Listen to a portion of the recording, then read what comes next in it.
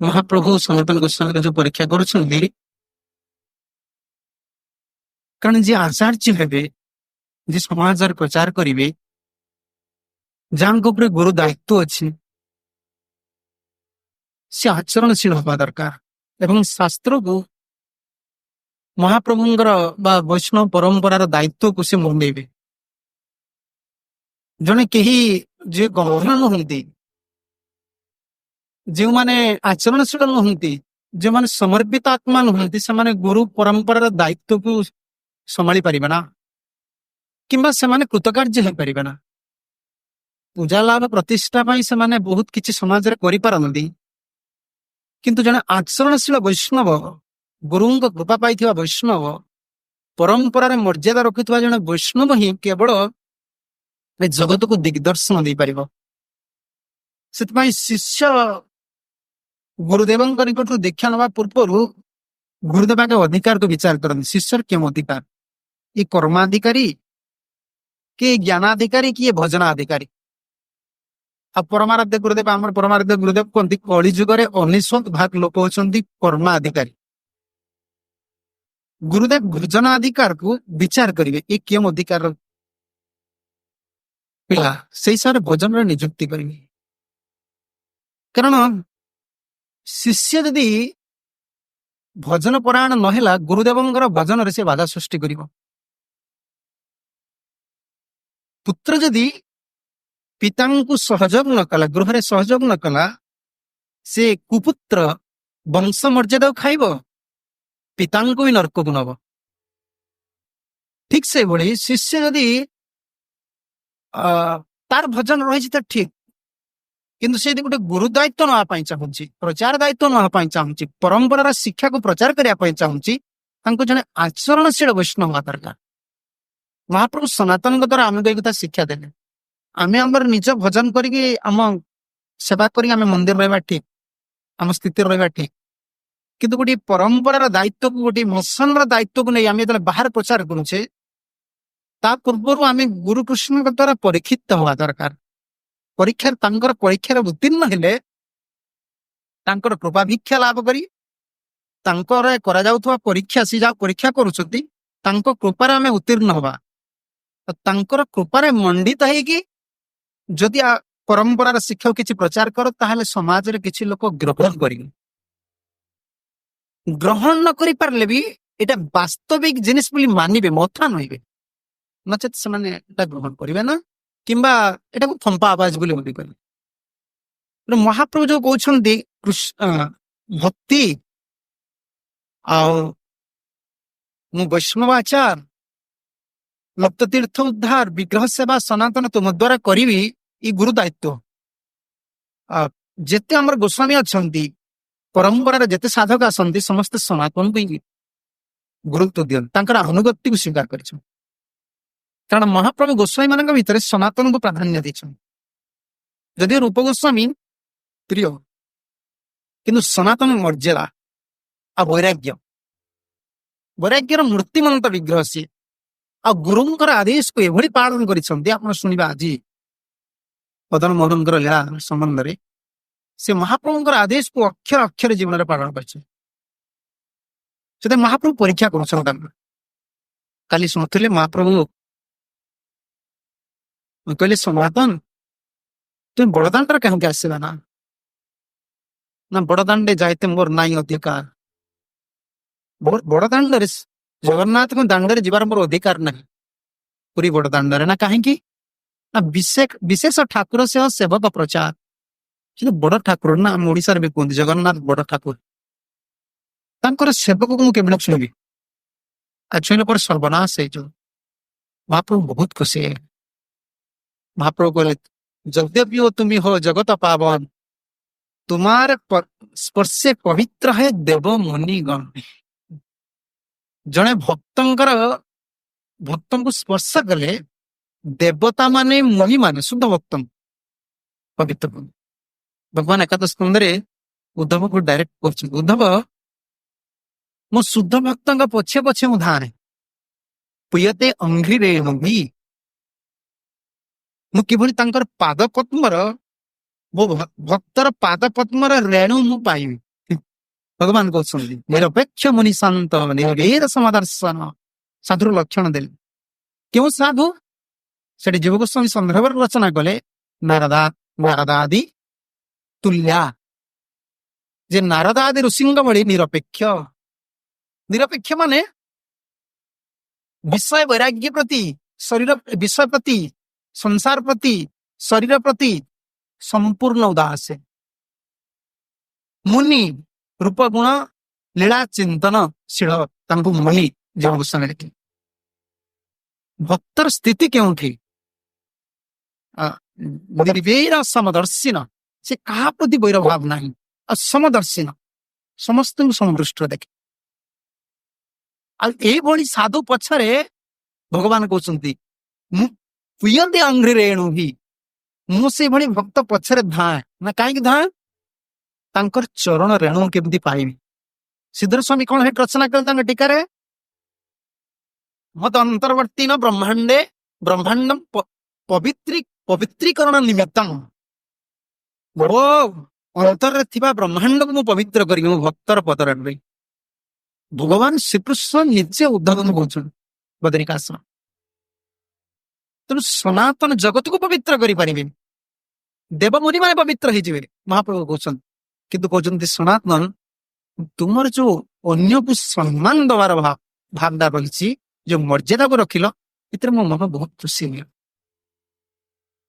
ଆଉ ମର୍ଯ୍ୟାଦା ରକ୍ଷଣ ହୁଏ ସାଧୁର ଭୂଷଣ। ସାଧୁର ଯୋଉ ଭୂଷଣ, ସାଧୁ ଶୋଭିତ ହବ ମର୍ଯ୍ୟାଦା ରଖିଲେ। ଆଉ ମର୍ଯ୍ୟାଦା ଭିତରେ ଏଇ ଶବ୍ଦଟି କଣ? ଅନ୍ୟକୁ, ପ୍ରତ୍ୟେକ ଜୀବ ସମ୍ମାନ। ସମସ୍ତଙ୍କ ଅନ୍ତରରେ କୃଷ୍ଣ ଅଛନ୍ତି, ଘୃଣାଭାବ ନାହିଁ। ଘୃଣାଭାବ ହେଲେ ଜୀବ ଅପରାଧ ହେଇଗଲା। ଜୀବ ଗୋସ୍ୱାମୀ କହିଲେ ସୁନ୍ଦର। ବୈଷ୍ଣବ ମାନଙ୍କ ପାଇଁ ସ୍ୱତନ୍ତ୍ର ଗୋଟେ ଜୀବ ଅପରାଧ ଅଛି। ସାଧାରଣ ଲୋକ ଯୋଉ ପାପ କରୁଛି, ଗୋଟେ ଆମିଷ ଖାଉଛି, ସାଧାରଣ ଲୋକ ନିଶା ଖାଉଛି, ଗୋଟେ ଲୋକକୁ ପୀଡା ଦଉଛି, ସେଟା ତାର ପାପରେ ଯିବ। କିନ୍ତୁ ଯିଏ ଭଜନଶୀଳ, ଆମେ ଯୋଉ ଭଜନ କରୁଛେ ଗୁରୁପଦ ଆଶ୍ରୟ କରିକି, ଅନ୍ୟକୁ ଉଦ୍ବେଗ ଦେଲେ ଆମର ଏଟା ଅପରାଧରେ ଯିବ, ଭଜନରେ ବାଧା ହେଇଯିବ। କାରଣ ଆମେ ଜାଣିଛେ ନା ଅପରାଧ ସାଧାରଣ ଲୋକ ପ୍ରତି ଲାଗୁ ହୁଏନି। ଯେମିତି ପୁରୀରେ ବହୁତ ଲୋକ ଅଛନ୍ତି, ସେଠି ମଦ ବି ଖାଉଛନ୍ତି ନା, ମାଛ ଖାଉଛନ୍ତି ନା ନାଇଁ? ମାଛ ବି ଖାଉଛନ୍ତି, ମଦ ବି ଖାଉଛନ୍ତି, ବହୁତ କିଛି ଚୋରି ବି କରୁଛନ୍ତି, ବହୁତ କିଛି କାମ କରୁଛନ୍ତି, ଆଉ ସାଧୁମାନଙ୍କୁ ଗାଳି ବି ଦଉଛନ୍ତି। କିନ୍ତୁ ତାଙ୍କର ଅଜ୍ଞାନତା ବଶତଃ ଯଦି ଏ କାମ ଗୁଡା କରୁଛନ୍ତି, ସାଧୁର ମହିମା ସେ ଜାଣନ୍ତି ନା, ଧାମର ମହିମା ଜାଣନ୍ତି ନା, ଜଗନ୍ନାଥଙ୍କର ମହିମା ଜାଣନ୍ତି ନା। ତେଣୁ ତାଙ୍କର ଏଇ କର୍ମଟା ଅପରାଧରେ ଯିବ ନା, ତାଙ୍କ ପ୍ରତି ଅପରାଧ ଲାଗୁ ହବ ନା, ଭକ୍ତ ବ୍ୟକ୍ତିଟା ଲାଗୁ ହବ। କାରଣ ଭକ୍ତ ଗୋଟେ ସ୍ୱତନ୍ତ୍ର ଦାୟିତ୍ୱ ନେଇଛି, ସେ ବ୍ରହ୍ମାଣ୍ଡ ଭିତରୁ ବାହାରିବା ପାଇଁ ଗୋଟେ ଷ୍ଟେପ ନେଇଛି। ମୁଁ ବୈକୁଣ୍ଠକୁ ଯିବି, ପ୍ରଭୁଙ୍କ ନିକଟକୁ ଯିବି। ସେମାନେ ତ ସଂସାର ଭିତରେ ଅଛନ୍ତି, ତେଣୁ ସେମାନେ ସଂସାର ଭିତରେ ସାଂସାରିକ କର୍ମଟା କରିବା ଗୋଟେ କୋଉ ବିଚିତ୍ର କଥା। ତେଣୁ ମର୍ଯ୍ୟାଦା ରକ୍ଷଣ ହଉଛି ସାଧୁର ଭୂଷଣ। କାହିଁକି? ଭଗବାନ କର୍ଣ୍ଣ ଭଳି ମର୍ଯ୍ୟାଦା ସମ୍ପନ୍ନ ବ୍ୟକ୍ତି ଜୀବନରେ ମହାଦାନୀ ନା। ସବୁ ଜିନିଷ ତାଙ୍କ ଜୀବନର ପ୍ରତି ପଦକ୍ଷେପରେ ମର୍ଯ୍ୟାଦାକୁ ସେ ମାନି ମାନି ଚାଲିଛନ୍ତି। ପ୍ରତି ପଦକ୍ଷେପରେ ଭଗବାନ ଶ୍ରୀକୃଷ୍ଣ କୁନ୍ତି ଦେବୀ ଯାଇଛନ୍ତି, ବୁଝେଇଛନ୍ତି, ତୁ ହଉଛି ମୋର ବଡ ପୁଅ, ତୁ ପ୍ରୟାସ। ଆଉ ଭଗବାନ ଶ୍ରୀକୃଷ୍ଣ ବି ଯାଇ କହିଛନ୍ତି, ଦେଖ ତୁମେ ବଡ ପାଣ୍ଡବ, ପାଣ୍ଡବ ନାହିଁ ତୁମେ ଶ୍ରେଷ୍ଠ, ତୁମେ ଯଦି ଆସ ଦ୍ରୌପଦୀ ତୁମର ଦାସୀ ହବ, ରାଜମୁକୁଟ ତୁମେ ପିନ୍ଧିବ।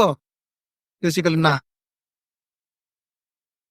ମୋର ବିପଦ ସମୟରେ ଯେହେତୁ ଦୁର୍ଯ୍ୟୋଧନ ମତେ ସାହାଯ୍ୟ କରିଛନ୍ତି, ମୁଁ ମର୍ଯ୍ୟାଦା ଭାଙ୍ଗି ପାରିବେ ନା। ଏଇଟା ତାଙ୍କର ସାଧୁତ୍ୱ।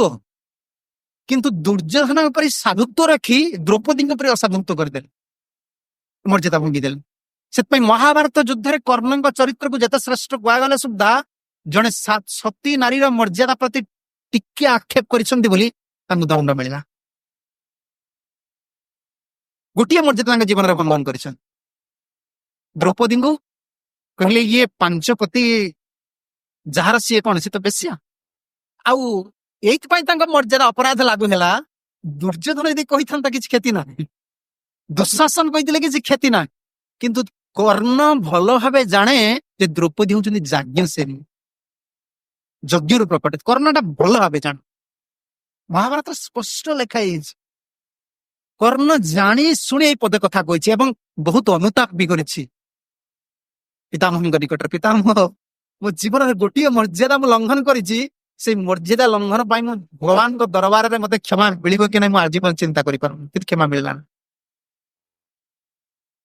ତେଣୁ ସାଧୁତ୍ୱକୁ ମପାଯିବ ମର୍ଯ୍ୟାଦାରେ, ଆଉ ମର୍ଯ୍ୟାଦା ପାଳନ କଲେ ଭଜନ ହବ ନା, କେବେ ହବ ନା। ଆପଣ ପରୀକ୍ଷା କର, ଆଶୀର୍ବାଦ ପଳେଇବ ବୈଷ୍ଣବ ମାନଙ୍କ, ଗୁରୁଦେବଙ୍କର ଆଶୀର୍ବାଦ ପଳେଇବ। ଗୁରୁଦେବ କହିବେ ପିଲାଟା କଣ ହଉଛି, ସାଙ୍ଗେ ସାଙ୍ଗେ।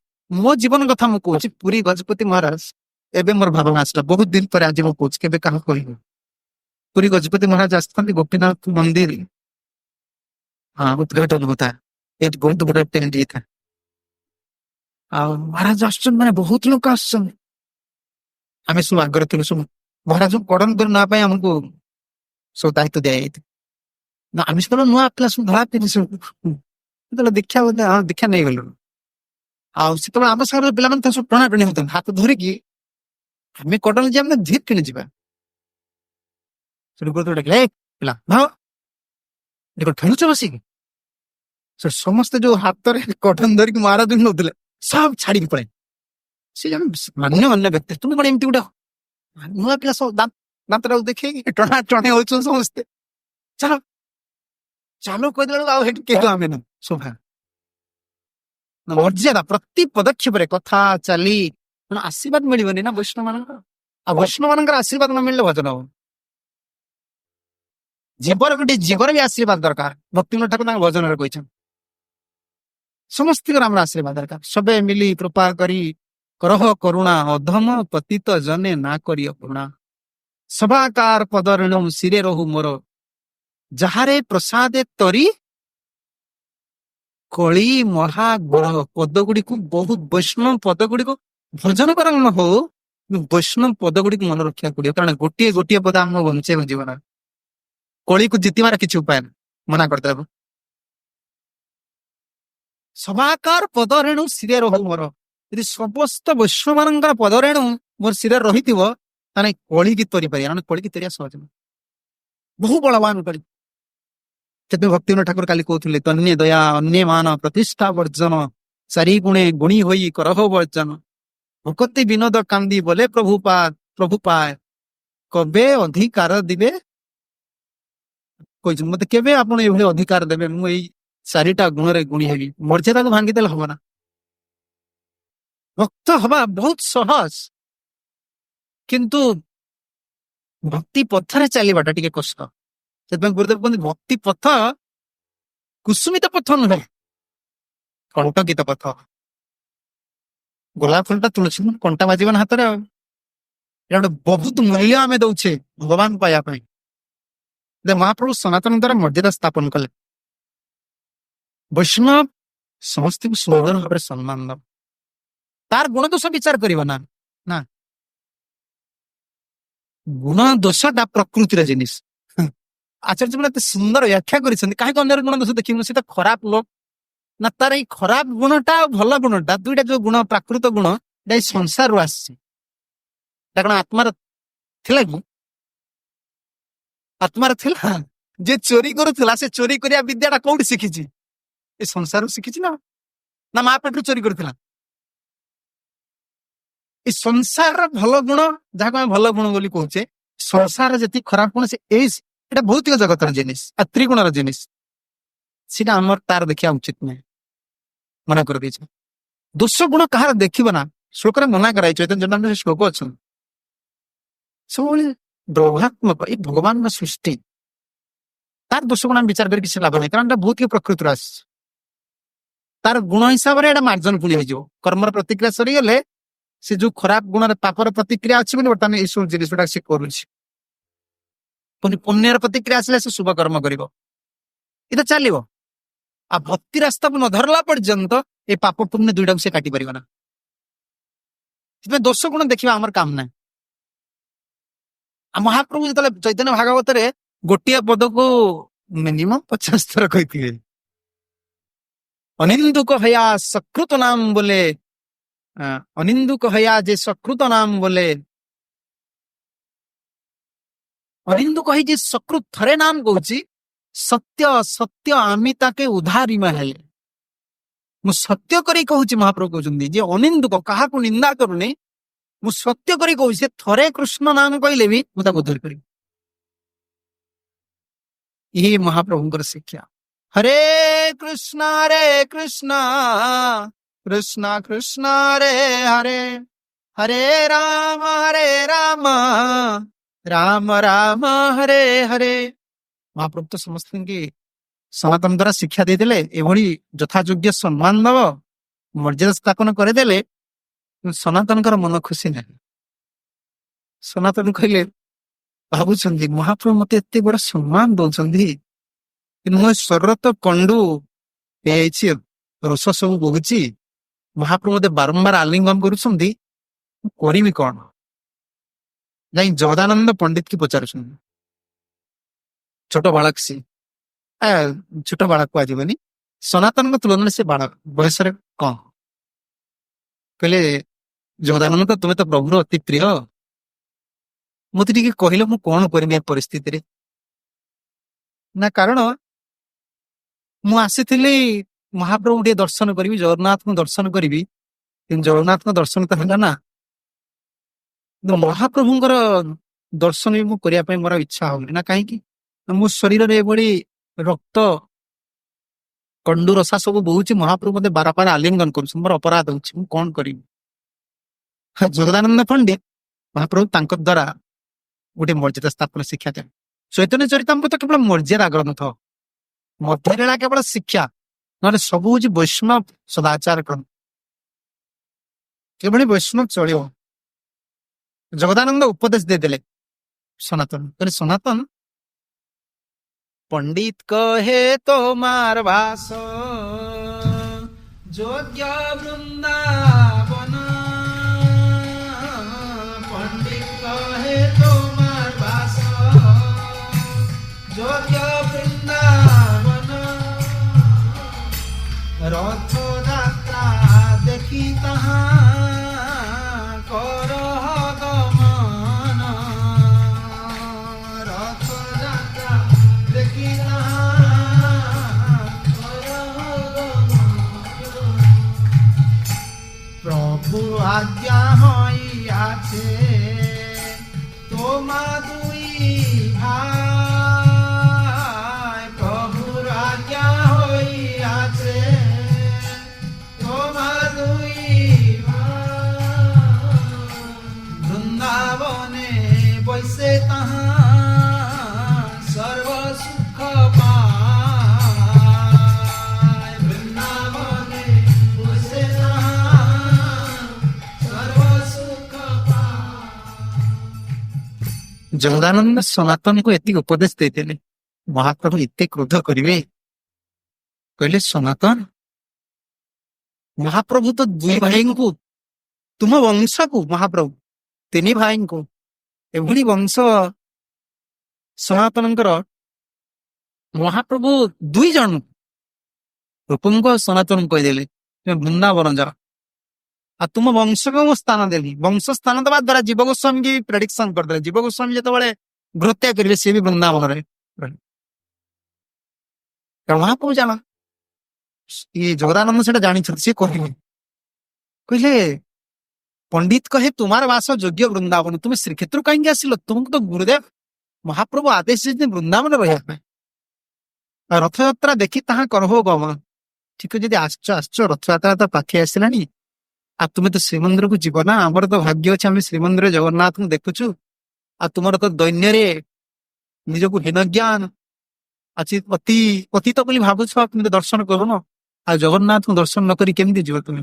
ଟିକେ ରଥଯାତ୍ରା ଅଛି, ଟିକେ ଅଟକି ଯାଅ, କିନ୍ତୁ ତୁମେ ଶୀଘ୍ର ପଳାଅ, କାହିଁକି ମହାପ୍ରଭୁ ତୁମକୁ ଆଦେଶ ଦେଇଛନ୍ତି, ସେଇଟା ବି ତୁମର ବାସସ୍ଥାନ। ଏ କଥା ସନାତନ କହିଦେଲେ। ସନାତନ କହିଲେ ବହୁତ ସୁନ୍ଦର କଥା କହିଲେ, ବହୁତ ସୁନ୍ଦର କଥା। ଏଠି ଗୋଟିଏ ଶବ୍ଦ ଅଛି, ପ୍ରଭୁପାଦ ତାପରେ ବହୁତ ବ୍ୟାଖ୍ୟା ଦେଇଛନ୍ତି, ମୁଁ ବହୁତ ପଦ କାଟି କାଟି କହୁଛି, କାରଣ ସବୁ ପଦ ଗୁଡିକୁ ବ୍ୟାଖ୍ୟା କରିବା, ଆଉ ବିଶେଷ କରି ସଭା ଭିତରେ ଚୈତନ୍ୟ ଚରିତାମୃତ ବହୁତ କଷ୍ଟ, ସେଥିପାଇଁ ଆମ ପାଇଁ ଶିକ୍ଷଣୀୟ। आ मोर अधिकार नहीं मुझे मुझे उन्नत अधिकार नुहे चैतन्य चरितामृत कहला बोली योग्य नुहे केवल आमर कल्याण मोर विशेष कर कल्याण प्रभु चरण में वैष्णव कृपांगर मत लगे ये कथा ही कहूँ। महाप्रभु कहले सनातन कहले जगदानंद बहुत सुंदर कथा तुम मत कहल मो श्रीक्षेत्र रही ना कहीं मो जीवन गोटे भूल काम करदेली श्रीक्षेत्र को पढ़ी आसी गुरुदेव द्वारा प्रदत्त सेवा छड़ा अलग किसी कामना करवा हूँ जीवन में आमर जहाँ कहुए बहुत बड़ अपराध से तो नरोत्तम दास ठाकुर प्रेम भक्ति चंद्रिकार प्रथम लिखिले गुरुमुख पद्म वाक्य चिते दे करिया ऐक्य आर ना करी हो मने आस से करने कहले कहले मन रे आशा भी करना आशा हम देखी गुरुदेव पाखे आम देखीचु आ गुरुदेव थिला पर्यंत आम जीवन से पूरी को आजिकल जी तो इच्छा है भुवनेश्वर मंदिर आगे पूरी बस उठले उठुचु जाऊ सांगे सांग टिकेट काटले ट्रेन रे वृंदावन से ना वर्ष को थरे पूरी अनुमति दिज्व आ सीनियर भक्त जड़े जीव संगे गोटे गाड़ी जीव समस्ते जीवे सुनावेश जगन्नाथ को दर्शन कर तीर्थ ना तुम काम सेवा गुरुदेव तुम तीर्थ चाहिए तुम्हें कौन देखो तुम दृष्टि कौन अच्छी तुम्हें वृंदावन गल देख घुषुरी कौटी गड़ुची कौटी ड्रेन अच्छी कौटी माकड़ खेलुची तुम्हें कौन कृष्ण को देख तुम कहीं जे वृंदावन तुमको जो सेवा दिया तुम्हें से सेवा द्वारा अंतर शुद्ध कर वृंदावन कहीं जानती से जहाँ काम पड़े केवल आमर प्रभु श्रीपा चैतन्य चंद्र प्रभु जानती ना मदन प्रभु जानती टीएसके जिनस आने आगे वृंदावन चाहती वृंदावन किए देखी न जीवन में भी सी गुरु सेवा छड़ा कुआड़े जाए कोटिर साक्षी क्यों तीर्थ क्यों क्यों गुरुदेव आदेश मत अनुवाद करा पड़ो हरि कथा प्रचार के पास आशा भी करवा अनुचित आमर जेहेतु भजन कि स्वाद मिलूनी आम भाव बुले आसले कि स्वाद मिलूनी आम धामटा तीर्थ हो आम धाम दृष्टि ना ना आ से तीर्थ गला गोटे परिश्रम हो टिकेट कन्फर्म है कि ना से घर मिलला कि ना प्रसाद मिलला कि ना केमिति आसीबा केमिति जीवा यही चिंतार समय कई कहले जड़े आम जाए वृंदावन कौन लीला स्मरण कर भजन कर 16 माला भजन कर काटिकर पाठ से नरोत्तम दास ठाकुर लिखिले तीर्थ यात्रा परिश्रम केवल मनर भ्रम सर्प सिद्धि गोविंद चरण 5 दिन आगु भजन हम वृंदावन जीवी कोटी रुटी आसो कोटी मिक्सचर आसो कोटी पानी बोतल भाई इंटरनेट 5 थर देख है कि ना से सेवा कौन 3 दिन आगु सेवा छुट्टी पुणी आसला 5 दिन रेस्ट बाट भीतर जहाँ भजन ट्रेन से जो लोक बस झगड़ा सी आम से तो पाखे देखी बाबाजी देखी दुनिया कथा कहे सी जो टेंशन आप 5 दिन फिर 10 दिन भजन हम सी बाबाजी देखी सब कहे भजन जिनिस गोटे अलग जिनिस भजन हूँ एकनिष्ठ सती नारी जहाँ शिष्य से सती नारी स्वामी प्रदत्त जिनिस नब शशुर देले भी से नब आ कौन कहते भाई सान भाई कौन हम दियर दियर देले भी से नबन कहीं नबन सतीत्व खंडन हम जे दियर दब कि शाशु शशुर कि शाशु कौन देवे स्वामी हाथ देले स्वामी देले से न शिष्य से ये सब गोस्वामी मान शिक्षा गोटे माने एमती छोट जिनिस मान करते गोटे जिनिस को आम गुरुत्व न देले खसीगला कि पाद खसिया रास्ता भाई तो पादटा खसीगला आप पछु आनी पारे ना कौन खसी से बहुत सुंदर कथा कहते तुम्हें कहीं आसिल श्रीक्षेत्र महाप्रभु तुम वंश को दे स्थान वृंदावन तुम्हें आस रथ यात्रा टी देखिकी वृंदावन शीघ्र पड़ा सनातन कहले बहुत सुंदर कथा मन रखेदेल मोर अपराध है इष्ट दर्शन उत्कंठार मुझे पलि आसली महाप्रभु दर्शन करनी रूप को भी दर्शन करी ये आशार पलि आसती भल है मत उपदेश दे मुझे पलि जी सनातन गोटे सुंदर कथा कह जगदानंदर कथा को बहुत पसंद कर सनातन कहे भाल कैला उपदेश सनातन कहे भाल कैला उपदेश कहाँ जाब सेई मोर प्रभु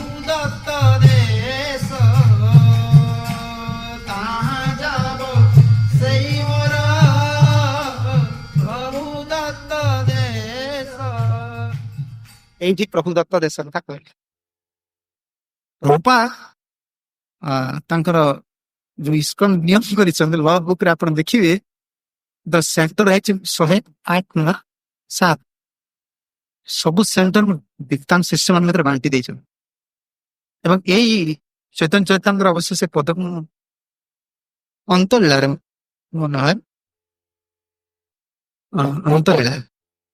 ଅନ୍ତଲୀଳାର ଏଇ ପଦ ପ୍ରଭୁପାଦ କେତେ ସୁନ୍ଦର ପର୍ପଟ ଲେଖିଛନ୍ତି। ପ୍ରଭୁପାଦ କହୁଛନ୍ତି ଅନ୍ତରାଷ୍ଟ୍ରୀୟ କୃଷ୍ଣ ଚେତନା ସଂଘର ସମସ୍ତ ଭକ୍ତ ମାନେ ଗୁରୁଦେବଙ୍କର ଆଦେଶକୁ କୃଷ୍ଣଙ୍କର ଆଦେଶ ବୋଲି ଜ୍ଞାନ କରି ଗୁରୁଦେବଙ୍କର ପ୍ରଦତ୍ତ ସ୍ଥାନ ଗୁଡିକୁ ଗୁରୁଦେବ ଯେଉଁ ସ୍ଥାନରେ ପ୍ରଚାର କରିବା ପାଇଁ କହିଛନ୍ତି ସେଟା ପ୍ରଭୁ ଦତ୍ତ ଦେଶ ବୋଲି ଜ୍ଞାନ କରି ହରି କଥା ପ୍ରଚାର କରିବା ଦରକାର।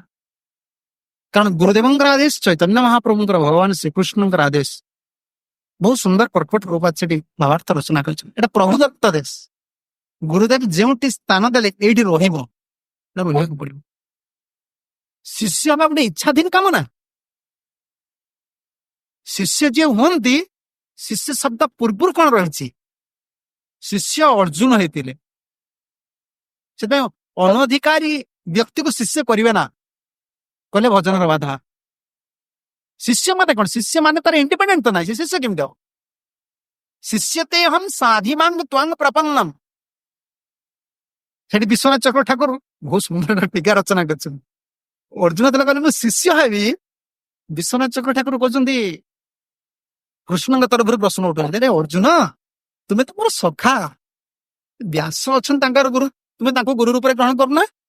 ତୁମେ ତ ମୋ ସାଙ୍ଗରେ ଥଟ୍ଟା ହେଇଛ, କେତେଥର ବୁଲିଛ, ମତେ କେମିତି ଗୁରୁ ରୂପରେ ଗ୍ରହଣ କରିବ? ତୁମେ ଯଦି ମୋ କଥାକୁ କାଟିଦବ, କାରଣ ପ୍ରଥମ ଅଧ୍ୟାୟର ସବୁ କଥା ମୋର କାଟିକି ଉଡେଇଦେଲ, ମତେ ପାଠ ପଢେଇଲ, ବର୍ତ୍ତମାନ ମୋର ଶିଷ୍ୟ ହଉଛ, ମୁଁ ପୁଣି ଯାହା କହେ ମତେ ଓଲଟା ବୁଦ୍ଧି ଶିଖେଇବ। କହିଲେ ନା ନା, କାର୍ପଣ୍ୟ ଦୋଷ ପହତ ସ୍ୱଭାବ ପୃଚ୍ଛାମି ତ୍ୱାଙ୍ଗ ଧର୍ମ ସମୂଢ ଚେତା। ତାପରେ ଯତ୍ ଶ୍ରେୟସ୍ୟ ନିଶ୍ଚିତ ବୃହିତ ଆମେ, ନିଶ୍ଚିତ କରିକି ଆପଣ କୁହନ୍ତୁ ମୋର କିଭଳି କଲ୍ୟାଣ। ନା ତୁମେ ଅନ୍ୟ ନିକଟକୁ ଯାଅ, ବ୍ୟାସ ନିକଟକୁ ଯାଅ, ପରାଶର ନିକଟକୁ ଯାଅ, ନା ନା ଶିଷ୍ୟତେ ଅହମ୍ ସାଧିମାଂ ତ୍ୱାଂ ପ୍ରପନ୍ନ, ମତେ ଟିକେ ଶୋଧନ କର। ଦୀକ୍ଷା ନବାଟା ମାନେ ନୁହେଁ ଯେ ମୁଁ ଶୋଧନ ନ ହେଇକି, ଯେହେତୁ ଗୋଟେ ମଣିଷ ଜନ୍ମ ପାଇଛି, ଶୁଣୁଛି ଦୀକ୍ଷା ନେଇଗଲେ ଉଦ୍ଧାର ହେବି, ଦୀକ୍ଷା ନେଇଯିବି। ଆଉ ବହୁତ ଲୋକ ଦେଖନ୍ତି ଦୀକ୍ଷା ନେଇଗଲା ପରେ ଆଉ ସଂସାର ଦୁଃଖ ପୁଅ କିଛି ରହିବନି, ହରିନାମ ନେଇଗଲି, ଗୁରୁଦେବ ଆଶ୍ରୟ କରିଦେଲି, ସେ ଭାବନ୍ତି କେବଳ ଯାହା କାମ କରିବାର ଅଛି ଗୁରୁଙ୍କ ସାଇଡରୁ କରିବି, ମୋ ସାଇଡରୁ ମୁଁ କିଛି କରିବାର ନା। ଶିଷ୍ୟ ମାନେ ସେ ଶୋଧନ ହବ, ତାର ଦାୟିତ୍ୱ ବହୁତ। ଯେମିତି ସୁନାଟାକୁ ଆମର ଆମ ହରେ କୃଷ୍ଣ ଖେମଜି ବାବୁ ସେ ସୁନାଟାକୁ ନେଇଯିବେ ନା, ପଚାରିଲେ ତାଙ୍କୁ ସାଙ୍ଗେ ସାଙ୍ଗେ ସ୍ପିରିଟ ନହେଲେ କଣ ତାଙ୍କର ଟେଷ୍ଟ ଫେଷ୍ଟ ସବୁ କରି 10-50 ଥର ଟେଷ୍ଟ କରି ଆଗେ ତ ଅନେଇବେ କେତେ ଥର, ତାପରେ ମାର୍କ ଦେଖିବେ, ତାପରେ ଦେଖିବେ କେତେ କଣ ସବୁ ଆଜିକାଲି ବାହାରିଲାଣି, କେତେ ପରସେଣ୍ଟ କଣ ଅଛି ସବୁ ଦେଖିକି ତାପରେ କହିବେ ଠିକ ଅଛି ୟାର ରେଟ୍ ଏତିକି, ପରସିବେ ପରଖିକି ନେବେ ସେ ଗୋଟେ ଜିନିଷ। ଶିଷ୍ୟ ମାନେ ଯେମିତି ବଣିଆ ସୁନାଟାକୁ ଆଉଟେ ତାକୁ ଶୁଦ୍ଧ କରିବା ପାଇଁ ଗୁରୁଦେବ ସେଭଳି ଶିଷ୍ୟକୁ ଶୋଧନ କରିବେ।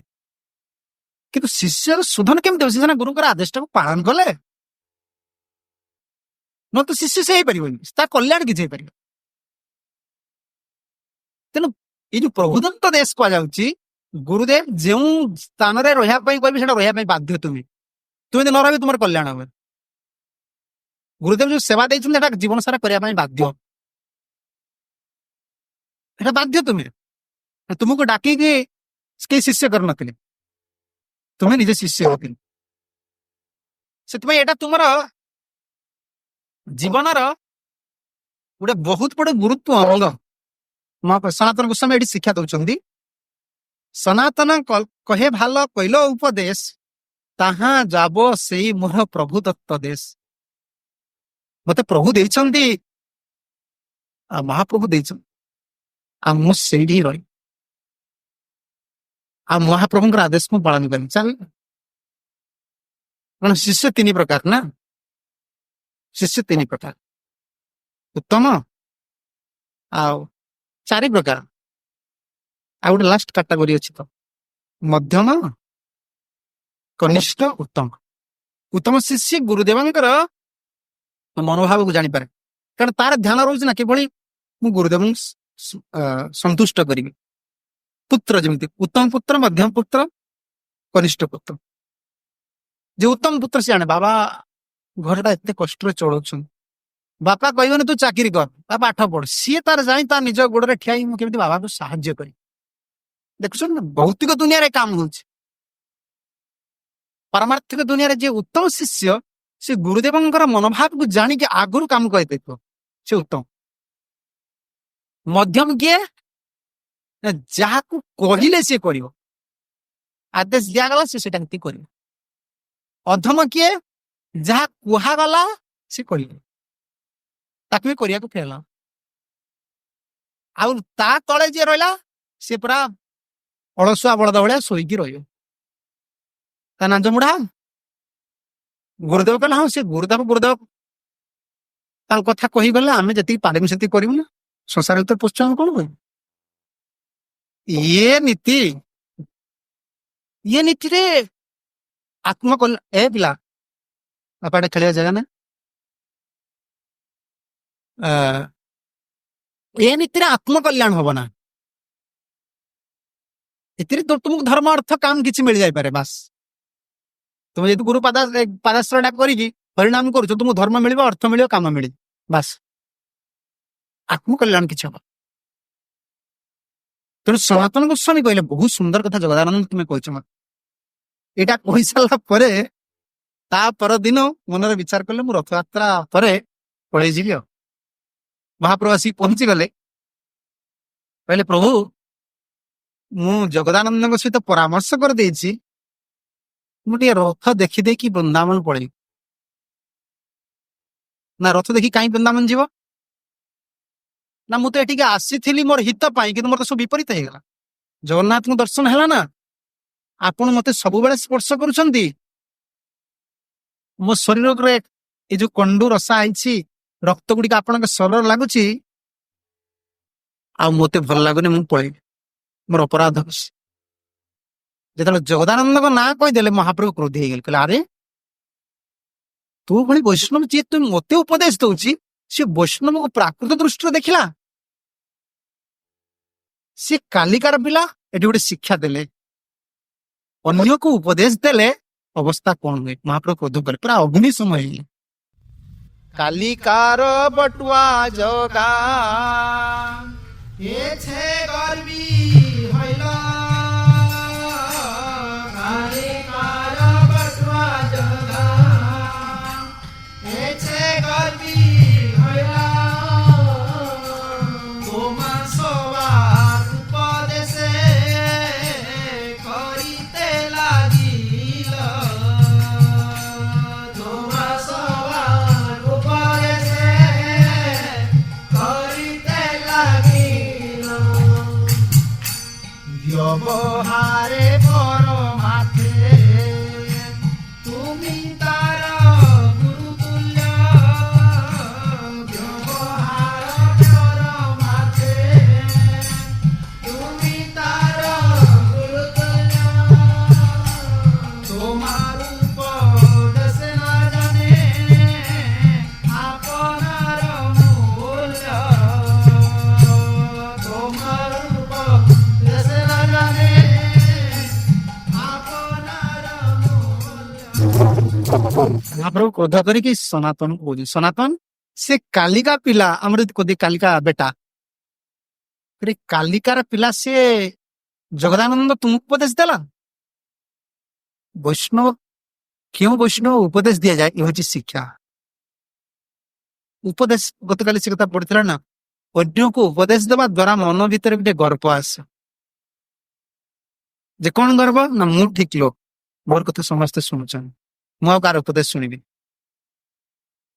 ଅନ୍ୟକୁ ଉପଦେଶ ଦେବା, ଯାହା ମୁଁ ଆଗରୁ ବି କହିଛି ଆପଣଙ୍କୁ, ଏ ବାହାର ଦୁନିଆରେ ବି ଅଛି, ଅନ୍ୟକୁ ଉପଦେଶ ଦେବା ଦ୍ଵାରା ଗୋଟେ ଆଙ୍ଗୁଳି ଆମେ ଦେଖଉଛେ ଆପଣଙ୍କ ଆଡକୁ, ମୋ ଆଡକୁ 3ଟା ଆଙ୍ଗୁଳି ରହୁଛି, ଗୋଟେ ଆଙ୍ଗୁଳି ଆପଣ ଆଡକୁ ରହିଲା, 3ଟା ଆଙ୍ଗୁଳି ମୋ ଆଡକୁ ରହିଲା, ସାକ୍ଷୀ ରହିଲା ମଝି ଆଙ୍ଗୁଳି।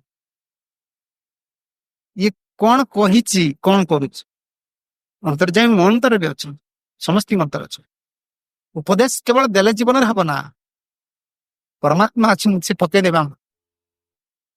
ତେଣୁ ସେଇ କଥା ସିଏ କହୁଛନ୍ତି, ଆରେ व्यवहार और परमार्थ उपदेश दुई जन दिया ए दुई स्थिति देखिक दिया वैष्णव केवल जन प्रवचन बयस कम हो केवल प्रवचन शिखा कि पढ़ी कि तार ज्ञान अच्छे से कि जाणीदेला कौन से समस्त उपदेश दब ना उपदेश दे पारे सेटा उपदेश बोली कहजनी सी हाथ जोड़ी विनय कर उपदेश कहबनी तार शोधन से प्रार्थना कर महाप्रभु प्रार्थना कर उपदेश दुई जिनिस होती व्यवहार और परमार्थ देखा पड़ो व्यवहार दृष्टि आमर जो वयस्क लोक आम उपदेश दे पारे से वैष्णव भाई तू से प्रवचन शिखी ना से किसी पढ़ी ना कौन आम उपदेश दबाना व्यवहार दृष्टि जो मैंने वयस्क उपदेश दिजानी आ परमार्थ दृष्टि बहुत भजनानंदी साधु अच्छा जो मैंने प्रवचन दौना भजन बड़ अच्छी सेवक लोक आम कौन उपदेश दबाना कारण उपदेश दबा द्वारा कनिष्ठ भक्त आज बढ़ी बढ़ी तार से मेंटालिटी से गुरु को उपदेश दे दो एटा परीक्षा कर देखो जार यही बुद्धिटा अच्छी मु ठीक लोक मु समस्त जहाँ कह समस्ते मानवे मु ठीक करुच्ची मोर सेवा ठीक मु समस्त उपदेश देवी ए उपदेश बुद्धिटा आसी गुरु पाखे लगी से गुरु भी उपदेश देव प्रमाण अच्छी ना प्रमाण अच्छे कहीं उपदेश दबा द्वारा विनय संपत्ति नष्ट हो जाए दैन्य नष्ट हो अंतर गर्व आस ये बहुत बड़ा प्रवचन गोटे छोट जिनिस ना बहुत खतरनाक लाइन मन भीतर सब जो गर्व आसला सब आप साधन ध्वंस हो बेकार दैन्य हूँ बड़ संपत्ति ना भक्ति रे उपदेश दबा द्वारा दैन्य यदि प्रार्थना न कर दैन्य नष्ट हो दैन्य नष्ट है भजन गला गर्व आसो प्रमाण किए ना प्रमाण दुई जन जड़े गुरुंकर दुई शिष्य माधवेन्द्र पुरी दुई शिष्य ईश्वरपुरी रामचंद्रपुरी ईश्वरपुरी सेवक रामचंद्रपुरी अभ्यास गोटे रही बड़े बंद हो कौन गोटे चली ना कौन भल लगे कथा कहना मानसिक बहुत आवश्यक बाहर सामने गोटे कौन बहुत फैन फैन चलते कौन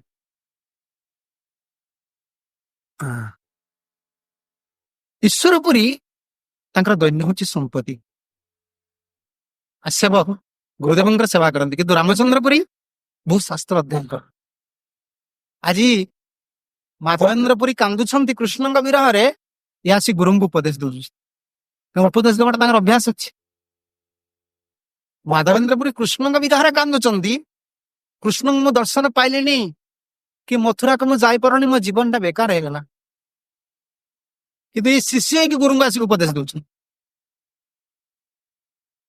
कहते तुम्हें पूर्ण ब्रह्मानंद करह स्मरण ब्रह्म विधि हया ज्ञान करह रोदन आपन तो ब्रह्मविद ब्रह्म को जानी ब्रह्म को जानी कांचुंती कहीं मो आप ब्रह्म तो सबुआड़े अच्छा आप कहीं कांचुंती गुरु को उपदेश दे दे माधवेन्द्रपुरी क्रोध करेगा अरे वाह तोर मुह मु देखिले मोर दुर्गति शीघ्र मो पाखर जा तार कौन परिणाम है गुरुपाद पद्मे जार अपराध है सही अपराध ईश्वर पर्यंत ठेक है भक्तिलता बीज बढ़ी बढ़िका जीव अपराध बीज भी बढ़ी बढ़िका जीव मन रखी था आज गुरुदेव पाद पद्मे अपराध करदे अपराध बढ़ी बढ़ी जाए ईश्वर पाखे लगे चैतन्य महाप्रभु जंदा देखी कहले पिंपुड़ी देखी कहले सन्यासी बहुत मीठा खाऊे का घरे पिंपुड़ी नाई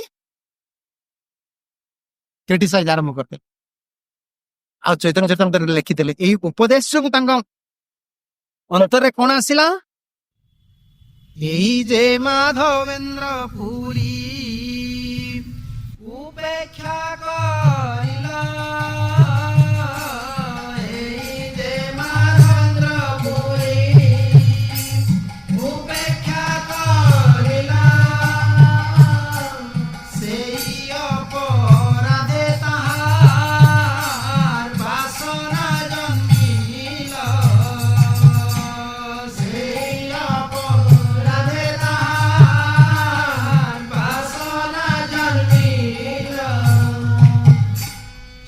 ब्रह्म ज्ञानी नाही कृष्णेर संबंध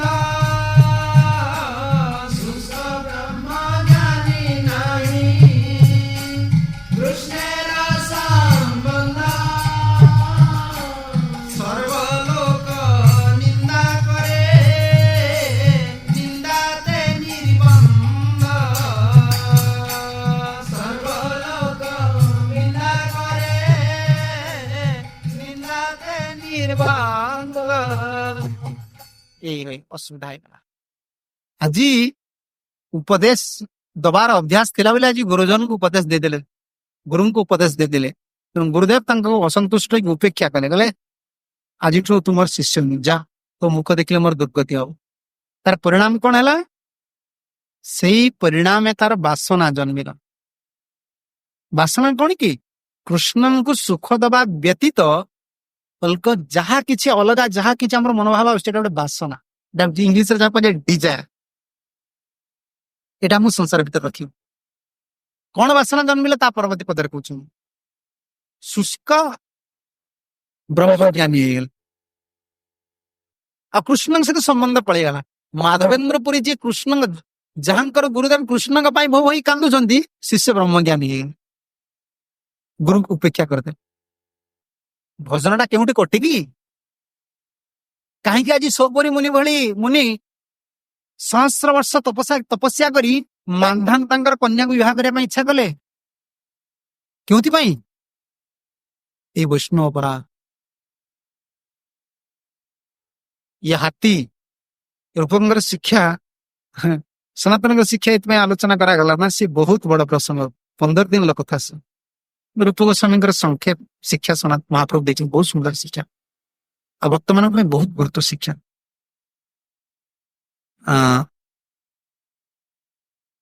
ସୌଭରୀ ପରୀଙ୍କର ବାସନା ଜନ୍ମିବାର କାରଣ କଣ? ବିଶ୍ୱନାଥ ଚକ୍ରବର୍ତ୍ତୀ ଠାକୁର ତାଙ୍କ ଟୀକା ରଚନା କଲେ।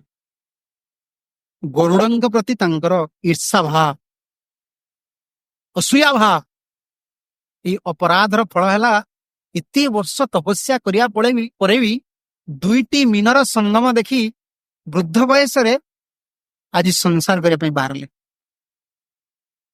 ବାସନା ଜନ୍ମ। ଆଜି ମାଧବେନ୍ଦ୍ର ପୁରୀ କୁ ଉପଦେଶ ଦେଲେ ବୋଲି ଆଜି ଗୁରୁଦେବ ଅସନ୍ତୁଷ୍ଟ ହେଇଗଲେ। ରାମଚନ୍ଦ୍ର ପୁରୀ ଶୁଷ୍କ ବ୍ରହ୍ମଜ୍ଞାନୀ ହେଇଗଲେ। ତାଙ୍କର କେବଳ ଧନ୍ଦା ରହିଲା ଯେ କେବଳ ନିର୍ବନ୍ଧ, ଏଠି ଶବ୍ଦ ଲାଗିଛି, ନିନ୍ଦାନ୍ତେ ନିର୍ବନ୍ଧ। ନିନ୍ଦାଟା ତାଙ୍କର ନିର୍ବନ୍ଧ ହେଇଗଲା। ନିର୍ବନ୍ଧ କଣ କହିଲେ? ସ୍ୱାମୀ ସ୍ତ୍ରୀ ଏଇ ସବୁ ମନ୍ଦିରରେ କଣ ନିର୍ବନ୍ଧ କରାହଉଛି ବା? ନିର୍ବନ୍ଧ କଣ କି? ବନ୍ଧନଟା ଆଉ କଟିବନି, ରହିଲା। ସେଇଭଳି ତାଙ୍କର ନିତ୍ୟ ଏଟା ଗୋଟେ ଧନ୍ଦା ହେଇଗଲା। ଆମର 16 ମାଳା ଜପଟାକୁ କଣ କୁହାଯାଏ? ନିର୍ବନ୍ଧ ନାମ। ଏ ନାମଟାକୁ ନିଶ୍ଚିତ କରିବାକୁ ପଡେ, ଏଟା କଟା ଯାଇପାରିବ ନା ଜୀବନ ସାରା। ନିର୍ବନ୍ଧ ନାମ, ସେଭଳି ନିନ୍ଦାଟା ତାଙ୍କର ନିର୍ବନ୍ଧ ହେଇଗଲା। କାହିଁକି ନା ଗୁରୁ ଉପେକ୍ଷା କରିଦେଲେ, ଅନ୍ୟକୁ ଉପଦେଶ ଦେଇ ଦେଇ ତାଙ୍କର ଯୋଉ ଅଭ୍ୟାସ ହେଇଥିଲା, ଆଜି ଗୁରୁଙ୍କୁ ଉପଦେଶ ଦେ। ମହାପ୍ରଭୁ ସେଥିପାଇଁ ରାଗିଲେ, କହିଲେ ଜଗଦାନନ୍ଦ, କାଲିକାର ପିଲା ସେ ତୋତେ ଉପଦେଶ ଦେଲା? କାହିଁକି ଉପଦେଶ ଦେଲା? ନା ତୁମେ କହିଲେ ଯେ ତୁମ ଶରୀରରେ କଣ୍ଡ ହେଇଯାଇଛି ବୋଲି। ତାପରେ ବୈଷ୍ଣବର ଶତବା କେମିତି ବହୁତ ବଡ ବ୍ୟାଖ୍ୟା କରିବେ, ସେ କଥା ମୁଁ ଆଦୌ ଆଲୋଚନା କରିବି ନା। ମହାପ୍ରଭୁ କହିବେ, ବୈଷ୍ଣବର ଦୀକ୍ଷା କାଳେ ଶିଷ୍ୟ କରେ ଆତ୍ମସମର୍ପଣ, ସେଇ କାଳେ କୃଷ୍ଣ ତାରେ କରେ ଆତ୍ମସମ, ସେଇ କାଳେ ଚିଦାନନ୍ଦମୟ ଶରୀର ଶ୍ରୀକୃଷ୍ଣ ଭଜ। ଆଉ ମୁଁ ସନାତନଙ୍କୁ ଯେତେବେଳେ ଆଲିଙ୍ଗନ କରୁଛି, ମୁଁ ଚତୁର୍ସମ ଗନ୍ଧ ପାଉଛି। ତୋର ଶରୀରକୁ ବିଭତ୍ସ ବୋଲି କହି ତୋତେ ବୃନ୍ଦାବନ ପଠେଇ ତୋତେ ଉପଦେଶ ଦଉଛି ସେ ଜଗା। ମହାପ୍ରଭୁ ରାଗିବେ। ସେଠି ସନାତନ ବି ବହୁତ ସୁନ୍ଦର କଥା କହିଛ ଚୈତନ୍ୟ। ତାଙ୍କର କେଉଁ କଥାକୁ ଆପଣ ଛାଡିବେ? 2ଟି କଥା କହିଲେ। ଯେତେବେଳେ ମହାପ୍ରଭୁ ଗାଳି ଦେଲେ ଜଗଦାନନ୍ଦଙ୍କୁ, ସନାତନ ପ୍ରଶଂସା କଲେ। ସନାତନ କଣ କହିଲେ ଜାଣିଛନ୍ତି? ମୁଁ ଭାଗ୍ୟବାନ। ଭାଗ୍ୟବାନ କିଏ? ନା ଜଗଦାନନ୍ଦ। ମହାପ୍ରଭୁଙ୍କ ମୁହଁରେ କହିଲେ। ପ୍ରଶଂସାଟା କଣ କି? ଯିଏ ପ୍ରକୃତରେ ଆମକୁ ପ୍ରଶଂସା କରୁଛି ଆମ ମୁଖରେ, ସେ ଆମର ଶତ୍ରୁ। ମାନେ ଶତ୍ରୁ କୁହାଯିବନି, ମାନେ ସେଇଟା ଆମର ଅନ୍ତରରେ, ଆମେ ଯେହେତୁ ଗୋଟେ ଜଡ ଜୀବ, ଆମେ ଅନ୍ୟର ପ୍ରଶଂସା ମୁଖରେ ଶୁଣିଲା ମାତ୍ରେ ଆମର ଗର୍ବ ଆସି ପହଞ୍ଚିବ। ଆମ ଅନ୍ତରରେ ଆମର ନିଜକୁ ଶୋଧନ ହେବା ପାଇଁ ଚେଷ୍ଟା କରିବ, ନା ଏତେ ଲୋକ ମତେ ପ୍ରଶଂସା କରୁଛନ୍ତି, କିନ୍ତୁ ନିନ୍ଦାଟା ଭଲ। ଇଏ ଆମର ବୈଷ୍ଣବ ଶିକ୍ଷା। ନିନ୍ଦା କରିବା ଦ୍ୱାରା ଆମର କେଉଁଠି ତ୍ରୁଟି ରହୁଛି, ମତେ କାହିଁକି ନିନ୍ଦା କରୁଛୁ, ନିଜକୁ ତର୍ଜମା କରାଯାଏ। ଯେତେ ଲୋକ ଆମକୁ ନିନ୍ଦା କରିବେ, ଆମେ ନିଜକୁ ତର୍ଜମା କରିବା, କାହିଁକି ମତେ ଏମାନେ ନିନ୍ଦା କରୁଛି, ମୋର କେଉଁଠି ତ୍ରୁଟି ରହୁଛି। ପ୍ରଶଂସା କରିବା ଦ୍ୱାରା ମନ ଭିତରେ ଗର୍ବ ପଡିବ, ମୁଁ ଯାହା କରୁଛି ଠିକ। ତେଣୁ ଭୁଲ କାମ କରିଗଲେ ବି ମନକୁ ଆମେ ଠିକ ମୁଁ କରୁଛି। ତେଣୁ ସନାତନ କହିଲେ, ପ୍ରଭୁ ମୁଁ ଆଜି ଜାଣିଲି ଜଗଦାନନ୍ଦ କେତେ ପ୍ରିୟ ଆଉ ମୁଁ କେତେ ଅପ୍ରିୟ। କାରଣ ଆପଣ ଜଗଦାନନ୍ଦ ଗାଳି ଦଉଛୁ, ଆପଣଙ୍କର ତାଙ୍କ ପ୍ରତି କୃପା ଅଛି। ସେଠି ଦୁଇଟି ଶବ୍ଦ ଲଗେଇଛନ୍ତି।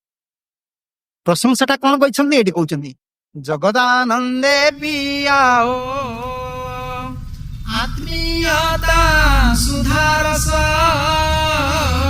ଜଗଦାନନ୍ଦେ ପିଆଓ ଆତ୍ମୀୟତା ସୁଧାରସ, ମୋରେ ପିଆବ ଗୌରବ ସ୍ତୁତି ନିମ୍ବ ନିସିନ୍ଦାରସ, ମୋରେ ପିଆବ ଗୌରବ ସ୍ତୁତି ନିମ୍ବ ନିସିନ୍ଦାରସ। ଗୌରବ ସ୍ତୁତିଟାକୁ ନିମ୍ବ ରସ ତୁଳନା କରାଯାଇଛି। ପ୍ରଭୁ ଆପଣ ମୋ ମୁହଁରେ ଯୋଉ ପ୍ରଶଂସା କରୁଛନ୍ତି, କାରଣ ଏଟା ମନେ ରଖିଥିବ ଭଲ ଭାବେ, ଯିଏ ଆଜି ମୁହଁରେ ପ୍ରଶଂସା କରୁଛି ସିଏ କାଲି ମୁହଁରେ ନିନ୍ଦା କରିବ, ଭୟ କରିବନି। ଏ ସତ୍ୟ କଥା, ଯିଏ ଆମ ମୁହଁରେ ପ୍ରଶଂସା କରୁଛି ସେ କହ ଇଏ ତ ପ୍ରଶଂସାକୁ ଗ୍ରହଣ କରିଦେଲା, କାଲି ଆମ ମୁହଁରେ ନିନ୍ଦା କରିବାକୁ ସେ ଭୟ କରିବ କି? କରିବନି। ଯିଏ ମୁହଁରେ ପ୍ରଶଂସା କରିପାରୁଛି ସେ ମୁହଁରେ ନିନ୍ଦା କରିଦବ। ତେଣୁ ପ୍ରଶଂସାକୁ ଗ୍ରହଣ କରାଯିବ ନା। ବାସ୍ତବିକ ଏଠି କହୁଛନ୍ତି ମହାପ୍ରଭୁ ସନାତନ, ଜଗଦାନନ୍ଦ ପିଆଓ ଆତ୍ମୀୟତା ସୁଧାରସ, ଜଗଦାନନ୍ଦକୁ ଆପଣ ଅମୃତ ପାନ କରୁଛନ୍ତି। କାରଣ ଆପଣ ଯୋଉ ଜଗଦାନନ୍ଦ ପ୍ରତି କ୍ରୋଧ କରୁଛନ୍ତି ଏଟା ତାର କଲ୍ୟାଣ, କିନ୍ତୁ ମୋ ମୁଖରେ ମୋର ଯୋଉ ସ୍ତୁତି କରୁଛନ୍ତି, ମୋରେ ପିଆଓ ଗୌରବ ସ୍ତୁତି ନିମ୍ବ ନିସିନ୍ଦା ରସ। ବେଙ୍ଗଲୀରେ ନିସିନ୍ଦା କଣ ମୁଁ ଜାଣିନା, ପର୍ଯ୍ୟନ୍ତ ପାଇଲି। ଲିମ୍ବ ରସ, ମତେ ଗୌରବ ସ୍ତୁତିଟା ଗୋଟେ ଲିମ୍ବ ରସ ଭଳି ମତେ ପିଉଛୁ। ଆଉ ମୁଁ ହଉଛ ଅଭାଗା, ଆଉ ଜଗଦାନନ୍ଦ ମୁଁ ଭାଗ୍ୟବାନ। ଆଉ ମହାପ୍ରଭୁ କଣ କହିବେ? ମହାପ୍ରଭୁ କହିବେ ମୁଁ ପ୍ରକୃତରେ ଜଗନ୍ନାଥଙ୍କୁ ଏଇଥିପାଇଁ ରାଗୁଛି, ତୋର ଶରୀରକୁ ସିଏ ପ୍ରାକୃତ ସ୍ୱର ବୋଲି କହିଦେଲା, ମୁଁ ସେଥିପାଇଁ କ୍ରୋଧ କରୁଛି। ସେଠୁ ବୈଷ୍ଣବ ତତ୍ଵ ସ୍ୱର, ବୈଷ୍ଣବ ସ୍ୱର କିଭଳି ଅପ୍ରାକୃତ କହିବେ। କହିଲା ପରେ ସନାତନ ଚୈତନ୍ୟ ଚରିତାମୃତରେ ପ୍ରସଙ୍ଗ ସରିଗଲେ। ବହୁତ ବଡ ପ୍ରସଙ୍ଗ। ସନାତନ ରଥଯାତ୍ରା ଦେଖିଲା ପରେ ମହାପ୍ରଭୁଙ୍କ ଆଦେଶ ନେଇ ବୃନ୍ଦାବନ ଚାଲିଲେ। କାରଣ ଗୌଡୀୟ ମାନେ ପଳେଇଗଲା ପରେ 4 ମାସ ସନାତନ ରହିଥିଲେ ମହାପ୍ରଭୁଙ୍କ ପାଖରେ। ବୃନ୍ଦାବନରେ ଗଲା ପରେ ବୃନ୍ଦାବନରେ ବର୍ତ୍ତମାନ ତାଙ୍କର ସେବା ଦୁଇଟି ରହିଛି, ଗୁରୁତ୍ୱ ସେବା। ବିଶେଷ ଭାବରେ ବିଗ୍ରହ ସେବା ପ୍ରକଟ, ଶାସ୍ତ୍ର ରଚନା। ଯାଇକି ପହଞ୍ଚି ବୃନ୍ଦାବନରେ ବାସ କରୁଛନ୍ତି। ସେତେବେଳେ ଆଜିକାଲି ଯେମିତି ବୃନ୍ଦାବନରେ କୋଠା ବାଟି ସବୁ ଟାୱାର ହେଇଗଲାଣି, କେତେ ବସତି, ସେତେବେଳେ କିଛି ନାହିଁ। ହିଂସ୍ର ବ୍ୟାଘ୍ର ମାନେ ରହୁଛନ୍ତି, ବୌଲୁକ ମାନେ ରହୁଛନ୍ତି, ହସ୍ତି ମାନେ ରହୁଛନ୍ତି। ମଥୁରା କେବଳ ଗୋଟିଏ ବସତି ସ୍ଥଳ। ସନାତନ ରହୁଥିଲେ କେଉଁଠି ନା ଯମୁନା କୂଳରେ। ମାଧୁଗୁରି କରିବା ପାଇଁ କେଉଁଠି ଆସନ୍ତି? ମଥୁରା। ପରିକ୍ରମା କରିବା ପାଇଁ କେଉଁଠି ଯାଆନ୍ତି? ଗୋବର୍ଦ୍ଧନ। ଚିନ୍ତା କରନ୍ତୁ ଗୋସ୍ୱାମୀ ମାନେ ଦିନ କେତେ ଚାଲୁଥିଲେ, ଆଜିର କିଲୋମିଟର ହିସାବ କରିଦିଅ। ମଥୁରାରୁ ଗୋବର୍ଦ୍ଧନ 15 କିଲୋମିଟର ତ ହବ ନା, 12 ରୁ 15 କିଲୋମିଟର। ବୃନ୍ଦାବନର ଯମୁନା କୂଳରୁ ମଥୁରା 12 କିଲୋମିଟର। ଯଦି ଭିତର ରାସ୍ତାରେ ଯିବେ ଅକ୍ରୁର ଘାଟ ହେଇକି 8 କିଲୋମିଟର 9 କିଲୋମିଟର। ଗୋବର୍ଦ୍ଧନ ହଉଛନ୍ତି 22 କିଲୋମିଟର ନା। ଏତିକି ରାସ୍ତା, ପୁଣି 22 କିଲୋମିଟର ଭ୍ରମଣ କରି ପୁଣି ଫେରୁଥିଲେ। ଏତିକି ସେ ଭ୍ରମଣ କରୁ। କିନ୍ତୁ ତାଙ୍କ ଅନ୍ତର ଗୋଟେ ଦୁଃଖ ଯେ ମଦନ ମୋହନ ଏ ଯୋଉ ମଦନ ମୋହନଙ୍କୁ ପ୍ରାପ୍ତି ହେଲେ ତାଙ୍କର ଇଷ୍ଟଙ୍କୁ ପ୍ରଭୁଙ୍କୁ ତାଙ୍କ ଅନ୍ତରରେ ବହୁତ ବଡ ଦୁଃଖ ଯେ ବିଗ୍ରହ ସେବା କେମିତି ମୁଁ ପ୍ରକଟ କରିବି ସେମାନଙ୍କୁ ମନେ କିଏ କେତେ ସମୟ କିଏ ସେଇଠି ହିଁ କଥା କହୁଛି ଏ କୃଷ୍ଣ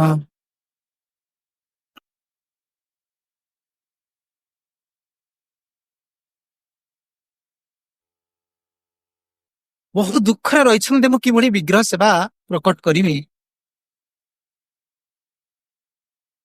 ଏଇ ଯୋଉ ମଦନ ମୋହନ ସେ ପ୍ରାପ୍ତି ହେଲେ ତାର ଇତିହାସ ଦୁଇଟି ଜାଗାରେ ଅଛନ୍ତି ଆପଣ ମାନେ ମତାନ୍ତର ବୋଲି କେହି ଭାବିବେନି। ଏଇ ଯୋଉ ମଦନ ମୋହନ ବର୍ତ୍ତମାନ କରୋଲିରେ ଅଛନ୍ତି ଆମେ ଯୋଉ ଦେଖୁଛେ ମଦନ ମୋହନ ଦ୍ୱାଦଶ ଟିଲାରେ ଯୋଉ ମଦନ ମୋହନ ଇଏ ପରେ ପ୍ରତିଷ୍ଠିତ ହୋଇଛନ୍ତି। ଗୋସ୍ୱାଇଁ ମାନଙ୍କର କେବଳ ଗୋଟିଏ ବିଗ୍ରହ ଆମର ରହିଛନ୍ତି ଜଣେ ବିଗ୍ରହ ପ୍ରଭୁ ଅଛନ୍ତି ବୃନ୍ଦାବନରେ ସେ ହେଲେ ରାଧାରମଣ ପ୍ରଭୁ ଆଉ ଆମ ଷୋଡ ଗୋସ୍ୱାମୀଙ୍କର ସବୁ ବିଗ୍ରହ ପଡିଯାଇଛନ୍ତି। ଜୟସିଂ ରାଜା ଜୟସିଂ ଏତେ ଭକ୍ତ ରାଜା ଥିଲେ ସ୍ୱତନ୍ତ୍ର ଆଦେଶ ଦେଇକି ସବୁ ପଳେଇଛନ୍ତି ସବୁ ପଳେଇ ଆଉ କରୋଲିରେ ରହିଛନ୍ତି ମଦନ ମୋହନ ବର୍ତ୍ତମାନ। ଏଇ ଯୋଉ ମଦନ ମୋହନଙ୍କର ଇତିହାସ ହଉଛନ୍ତି ମଦନ ମୋହନ ସତ୍ୟ ଯୁଗର ଏଇ ଗ୍ରନ୍ଥ ଦୁଇଟି ଗ୍ରନ୍ଥରେ ଅଛନ୍ତି। ସପ୍ତ ଗୋସ୍ୱାମୀ ନାମ ଏକ ଗ୍ରନ୍ଥରେ ଏଇ ଇତିହାସ ମିଳେ ଯେ ମଦନ ମୋହନଙ୍କୁ ପୂଜା କରୁଥିଲେ ଅମ୍ବରୀଶ ମହାରାଜ। ଅମ୍ବରୀଶ ମହାରାଜ ସତ୍ୟ ଯୁଗରେ ପୂଜା କରୁଥିଲେ। ଅମ୍ବରୀଶ ଯେତେବେଳେ ସତ୍ୟ ଯୁଗରେ ଦେଖୁଛନ୍ତି ସେ ସଭାକୁ ଯାଉଛି ବା ତାଙ୍କର ସେବା ଅସାମର୍ଥ୍ୟ ମନେକରି ଇନ୍ଦ୍ର ଥରେ ଆସିଥିଲେ ଭ୍ରମଣ କରିବା ପାଇଁ ଅମ୍ବରୀଶ ମହାରାଜ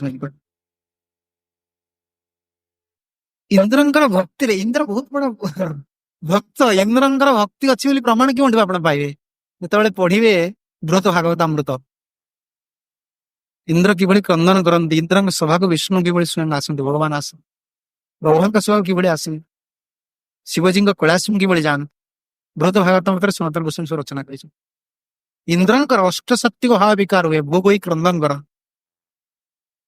ଇନ୍ଦ୍ର ବହୁତ ବଡ ଭକ୍ତ ତେଣୁ ଅମ୍ବରୀଶ ମହାରାଜ ଦେଲେ ଇନ୍ଦ୍ରଙ୍କୁ ଇନ୍ଦ୍ର ହିଁ ପୂଜା କରୁଥିଲେ ମଦନ ମୋହନ ଏଇ ଯୋଉ ଆଜି ମଦନ ମୋହନ କରୋଲରେ ଅଛନ୍ତି ମୁଁ ଦର୍ଶନ କରିନାହିଁ ବହୁତ ଭକ୍ତ ମାନେ ଦର୍ଶନ କରିଛନ୍ତି।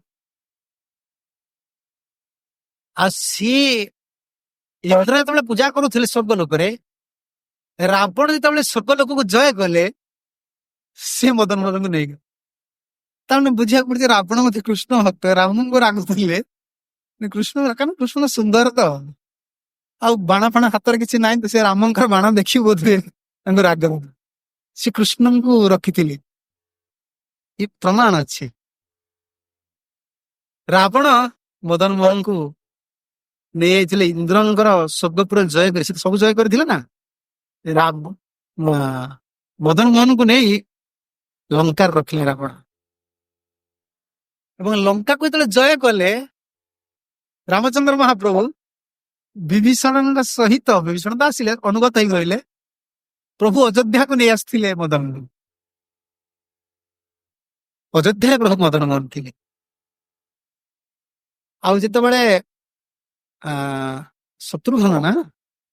ଶତ୍ରୁଘ୍ନଙ୍କୁ ପଠେଇଲେ ଲବଣାସୁରକୁ ମାରିବା ପାଇଁ ମଥୁରାକୁ ଶତ୍ରୁଘ୍ନ ଯେତେବେଳେ ମଥୁରାକୁ ଗଲେ ମଥୁରା ରାଜଧାନୀ ପ୍ରତିଷ୍ଠା ହେଲେ ସେ ତ ଧାମ ତ ନିତ୍ୟ ଆମେ କଣ ଭାବୁଛେ କି ଆମେ ଭାବୁଛେ ମଥୁରା କୃଷ୍ଣ ଆସିଲା ପରେ ମଥୁରା ନାଇଁ କି କୃଷ୍ଣ ଆସିଲା ପରେ ମଥୁରା ବୃନ୍ଦାବନ ପ୍ରକଟ ହେଲା ନା ତା ପୂର୍ବରୁ କଣ ଥିଲା ନା କଣ ଭାଗବତରେ ପ୍ରମାଣ ଅଛି ଆଗରୁ ଥିଲା ବୋଲି କେଉଁଠି ଅଛି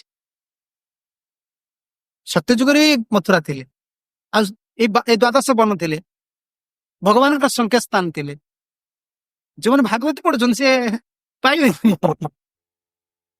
ନାହାନ୍ତି। ଧ୍ରୁବଙ୍କ ଚରିତ୍ର କଣ କହୁଛନ୍ତି ଆମର ନାରଦ ମୁନି ଗଛ ବୃନ୍ଦାବନଂ ତାତଂ ଯମୁନାୟା ତଟ ଶୁଚି ପୁଣ୍ୟಂ ମଧୁବନଂ ଯାତ୍ର ନିତ୍ୟଦା ସାନ୍ନିଧ ହରେ ଏଟା କୋଉ ଯୁଗର କଥା ଧ୍ରୁବଙ୍କ ଚରିତ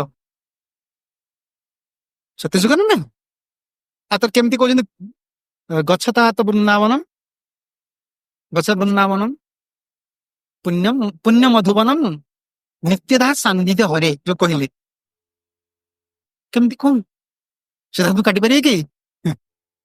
ସବୁ ଶାସ୍ତ୍ର ଅଛନ୍ତି। ତେଣୁ ବୃନ୍ଦାବନ ନିତ୍ୟ, ତେଣୁ ଭଗବାନ ଶ୍ରୀକୃଷ୍ଣ ବି ନିତ୍ୟ, ତାଙ୍କର ନାମ ବି ନିତ୍ୟ, ତାଙ୍କ ରୂପ ବି ନିତ୍ୟ, ସବୁ ନିତ୍ୟ। ନହେଲେ ଧ୍ରୁବ ମହାରାଜ କେମିତି କରିଥିବେ, ଯା ମଧୁବନ, ସତ୍ୟଯୁଗର ମଧୁ, ଯଦି ଭଗବାନ ଶ୍ରୀକୃଷ୍ଣ ନଥିଲେ ମଧୁବନ କେଉଁଠି ଆସିଲେ, ଲୀଳାସ୍ଥାନ କେଉଁଠି ଆସିବ? ତେଣୁ ରାମଚନ୍ଦ୍ର ମହାପ୍ରଭୁଙ୍କୁ ଅଯୋଧ୍ୟାରେ ରଖିଥିଲେ, ଶତ୍ରୁଘ୍ନ ନେଇକି ଗଲେ ଲବଣାସୁର କୁମାରୀ ଯେତେବେଳେ ମଥୁରାପୁର ପ୍ରତିଷ୍ଠା କଲେ ରାଜଧାନୀ, ସେତେବେଳେ ସେଠିକି ନେଇଗଲେ। କେଉଁଠିକି? ମଥୁରା। ମଥୁରାକୁ ଯେତେବେଳେ ରହିଲେ, ଦ୍ୱାପର ଯେତେବେଳେ ତ୍ରେତୟା ଯେତେବେଳେ ଶେଷ ହେଇଗଲେ, ମଦନ ମୋହନ କିଛି ଦିନ ବିଗ୍ରହ ଲୀଳା ତ ପ୍ରଭୁଙ୍କର, ପ୍ରଭୁ ତ ଅଚିନ୍ତ୍ୟ ଶକ୍ତି ବେଳେ ଲୀଳା କରୁଛନ୍ତି, ସେ ବିଗ୍ରହ ସେଇଠି ରହିଥିଲେ। କୁବ୍ଜା ଯେତେବେଳେ ଆସିଲେ, କୁବ୍ଜା ସେବା କରୁଥିଲେ ମଦନ ମୋହନ। ଇ ସତ୍ୟ ବୋଲି ପ୍ରମାଣ କାହିଁକି ମିଳୁଛି କୁବ୍ଜା ସେବା କରୁଥିଲେ ବୋଲି? ନା ଚୈତନ୍ୟ ଚନ୍ଦ୍ରଦୟ ନାଟକରେ କବି କର୍ଣ୍ଣପୁର ଏଟା ମାନିଛୁ ଯେ କୁବ୍ଜା ଦ୍ୱାପରରେ କୁବ୍ଜା ମଥୁରା ନଗରରେ ମଦନ ମୋହନକୁ ଆଗେ ସେବା କରୁଥିଲେ, ପ୍ରମାଣ ଦଉଛନ୍ତି କବି କର୍ଣ୍ଣପୁର। କାହିଁକି ନା ଭଗବାନ ଯେତେବେଳେ ଅକ୍ରୁର ଯେତେବେଳେ ନେଇକି ଯାଉଛନ୍ତି, ଭଗବାନ ଶ୍ରୀକୃଷ୍ଣ କୃଷ୍ଣ ବଳରାମଙ୍କୁ ପ୍ରବେଶ କରୁଛନ୍ତି ନା, ଦୁଇ ଜଣ ଏକା ସାଙ୍ଗରେ ଡାକିଛନ୍ତି। ଅକ୍ରୁର କହୁଛନ୍ତି, ପ୍ରଭୁ ମୋର ଘରକୁ ଆସନ୍ତୁ। କୁବ୍ଜା କଣ କହୁଛି? ମୋ ଘରକୁ ଆସନ୍ତୁ। ଭଗବାନ ତାର ସୁନ୍ଦର ରୂପ କରିଦେଇଛନ୍ତି, ରୂପବତୀ ହେଇଛନ୍ତି। ଭଗବାନ ତାଙ୍କୁ ସୁନ୍ଦର ରୂପ କରିଦେଲା ପରେ ତାଙ୍କର ପୂର୍ବ ସ୍ମରଣ ଆସୁଛି, ଆଙ୍କୁ ଦେଖି ତ ମୁଁ ମୋହିତ ହେଇଥିଲି ନା, ଇଏ ମୋର ପ୍ରଭୁ ତ। କୁବ୍ଜା ଯେତେବେଳେ ଘରକୁ ଡାକିଛନ୍ତି ବହୁତ ବିନୟ କରିକି, ପ୍ରେୟସୀ ଭାବରେ ଭଗବାନ କହିଲେ, ଦେଖ ମୁଁ ଟିକେ ମାମୁଙ୍କୁ ମାରିବା ଗୋଟେ ବହୁତ ବଡ ଚିନ୍ତା ମନ ଅଛି। ଚିନ୍ତା ଥିଲାବେଳେ କେউ କିଛି ଆନନ୍ଦ କରିପାରେନି। ଠିକ ଅଛି, ତୁମକୁ ମୁଁ କୃତାର୍ଥ କରି ମାମୁଙ୍କୁ ମାରିକି ଆସ। ଭଗବାନ କୁବ୍ଜାର ଘରକୁ ଯାଇଛନ୍ତି, ସେତେବେଳେ ଭଗବାନ କଣ କରିଛନ୍ତି ନା କୁବ୍ଜା ଭୋଜନ ଦେଇଛି, ସେବା କରିଛି। ଭଗବାନ ଶ୍ରୀକୃଷ୍ଣ ଆସିବା ପାଇଁ ଚାହୁଁଛନ୍ତି, କୁବ୍ଜା ଛାଡୁନି। ଏଇଟା ଚୈତନ୍ୟ ଚନ୍ଦ୍ରଦୟ ନାଟକରେ କବି କର୍ଣ୍ଣପୁର ରଚନା କରିଛନ୍ତି। ତାଙ୍କୁ ଜଣେ ବୈଷ୍ଣବ ଆମର ବେଙ୍ଗଲୀରେ ପ୍ରୟାର କରିଛନ୍ତି। ପୂର୍ବେ କୃଷ୍ଣ ଗେଲା ଯବେ ମଥୁରା ନଗରେ, ପୂର୍ବେ କୃଷ୍ଣ ଗେଲା ଯବେ ମଥୁରା ନଗରେ, କଂସ ବଧ କରି ଗେଲା କୁବ୍ଜା ମନ୍ଦିରେ, କଂସ ବଧ କରି ଗେଲା କୁବ୍ଜା ମନ୍ଦିରେ, କୁବ୍ଜାକେ କରିଆ କୃପା ଗୀତାୟ ହରିୟା, କୁବ୍ଜାକେ କରିଆ କୃପା গীতায় হরিয়া, যাইতে চাইন কৃষ্ণ না দেহ ছাড়িয়া, যাইতে চাইন কৃষ্ণ না দেহ ছাড়িয়া। ভগবান শ্রীকৃষ্ণ মথুরাକୁ ଯିବା ପୂର୍ବରୁ ତ୍ରେତୟାର ଅନ୍ତ ଦ୍ୱାପର ଆରମ୍ଭ ଭିତରେ ବିଗ୍ରହ ଲୁକାୟିତ ଅବସ୍ଥାରେ ଥିଲେ, କୁଞ୍ଜ ଭିତରେ ଲୁଚିକି ରହିଥିଲେ। ତାଙ୍କୁ ପ୍ରକଟ କରିଲେ ଭଗବାନ ଶ୍ରୀକୃଷ୍ଣ ନିଜେ। କେମିତି ନା କୁବ୍ଜା ଯେତେବେଳେ ଚାହୁଁଛନ୍ତି, ଭଗବାନ କୁବ୍ଜାକୁ କୃପା କଲା ପରେ କୁବ୍ଜା ଛାଡୁନି। ପ୍ରଭୁ ଜାଣନ୍ତି ବିଦାୟ ନେଇକି ଯିବେ, ସେ ଛାଡୁନି। ଭଗବାନ ତ ଭକ୍ତ ପ୍ରେମାଧୀନ, ଭଗବାନ ଯେ କେବଳ ଗୋପୀ ମାନଙ୍କର ପ୍ରେମାଧୀନ ଆଉ ଯଶୋଦାମାତାଙ୍କର ପ୍ରେମାଧୀନ, ଛୋଟ ଭକ୍ତ ଠାରୁ ଆରମ୍ଭ କରି ବଡ ଭକ୍ତ ପର୍ଯ୍ୟନ୍ତ ପ୍ରେମଟା ଯିଏ ପ୍ରାପ୍ତି ହେଲା, ତା ସ୍ଥିତି ଯେଉଁ ଅବସ୍ଥାରେ ଥାଉ ଆଉ ସେ ଯେଉଁ ରସର ଭକ୍ତ ହେଇଥାଉ, ସେ ଭଗବାନ ତାଙ୍କୁ ବଶୀଭୂତ କରି ରଖନ୍ତି। ଇଏ ତ ଭଲ ସେଣ୍ଟ ଦେଉଛନ୍ତି। କଣ କହିବା, ଇଏ ହଉଛି କଳିଯୁଗର ଦୁର୍ଭାଗା। ହତଭାଗା ଏମାନଙ୍କୁ କୁହାଯାଏ। ଗଙ୍ଗା କୂଳରେ ରହିକି ସେ କୂଅ ଖୋଳିକି ପାଣି ପିଉଛୁ। ଗଙ୍ଗା ଏଠି ଖୋଳିଛନ୍ତି ପ୍ରଭୁପାଦ, କିନ୍ତୁ ପାଣି ପିଉଛନ୍ତି। ତେଣୁ କୃଷ୍ଣ ଯେତେବେଳେ ଭଗବାନ ଶ୍ରୀକୃଷ୍ଣ ଯିବା ପାଇଁ ଚାହିଁଲେ ବାରବାର କୁବ୍ଜା ହାତ ଧରିକି ପ୍ରେୟସୀ ତ ଗୋପୀ ମାନଙ୍କର ଯେଭଳି ଅଧିକାର ଭଗବାନ ଶ୍ରୀକୃଷ୍ଣଙ୍କ ପ୍ରତି କୁବ୍ଜାର ବି ସେଭଳି ଅଧିକାର। ବରଂ ଭଗବାନ ଦିନେର ଅଧିକା ଦୟା କରେ ଭଗବାନ। ଗୋପୀ ମାନେ ତ ମିଛ କଥା କହି ମୁଁ କାଲି ଆସିବି ବୋଲି କହି ପଳେଇ ଆଇଲେ, କୁବ୍ଜା କିନ୍ତୁ ଛାଡି ଯାଇପାରିନି। କାରଣ କୁବ୍ଜା ହଁ ରାବଣର ଭୋଳ ନା, କେତେ ଅପେକ୍ଷା କରିଛି ଗୋଟିଏ ଯୁଗ ପ୍ରେୟସୀ ହବା ପାଇଁ କାମନା କରିଥିଲା। ତେଣୁ ଦିନକୁ ଅଧିକ ଦୟା ପ୍ରଭୁଙ୍କର, ତାଙ୍କର ହଟକୁ କାଟିକି ଯାଇପାରୁନାହାନ୍ତି। ତେଣୁ କୁବ୍ଜା ଯେତେବେଳେ ବାଧ୍ୟ ହେଇକି ଅଟକେଇଛି, ଭଗବାନ ଶ୍ରୀକୃଷ୍ଣ କହୁଛନ୍ତି କୁବ୍ଜା ମୁଁ ଏଇଠି ରହିବି, ତୁମେ ଗୋଟେ କାମ କର, ତୁମେ ଆଖି ବୁଝ। କୃଷ୍ଣ କହେ କୁବ୍ଜା ତୁମେ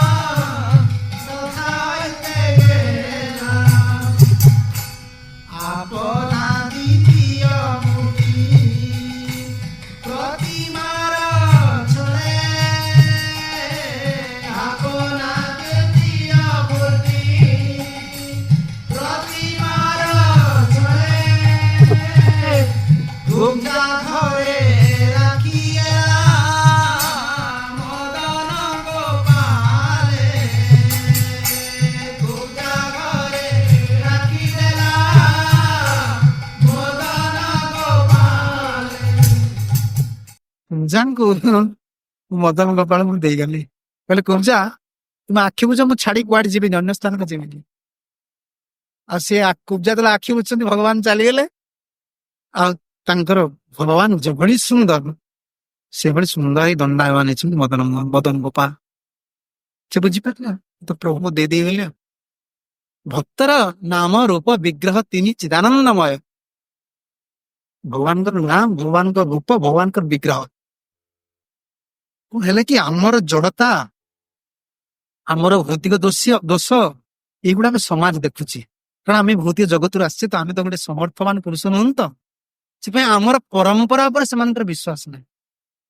କଣ ଇସ୍କନ, କଣ ହରେ କୃଷ୍ଣ, କଣ ଚୈତନ୍ୟ ମହାପ୍ରଭୁ, ସେମାନେ ଜାଣନ୍ତି ନା। କଳି ଯୁଗ ସବୁ ଯୁଗ ଠାରୁ ଧନ୍ୟ। ତ୍ରେତୟାରେ ଦ୍ୱାପରରେ ଯେତେ ଗୋପୀ ଥିଲେ, କଳି ଯୁଗରେ ତାଠୁ ଅଧିକ ଗୋପୀ। ଆମ ପରମ୍ପରା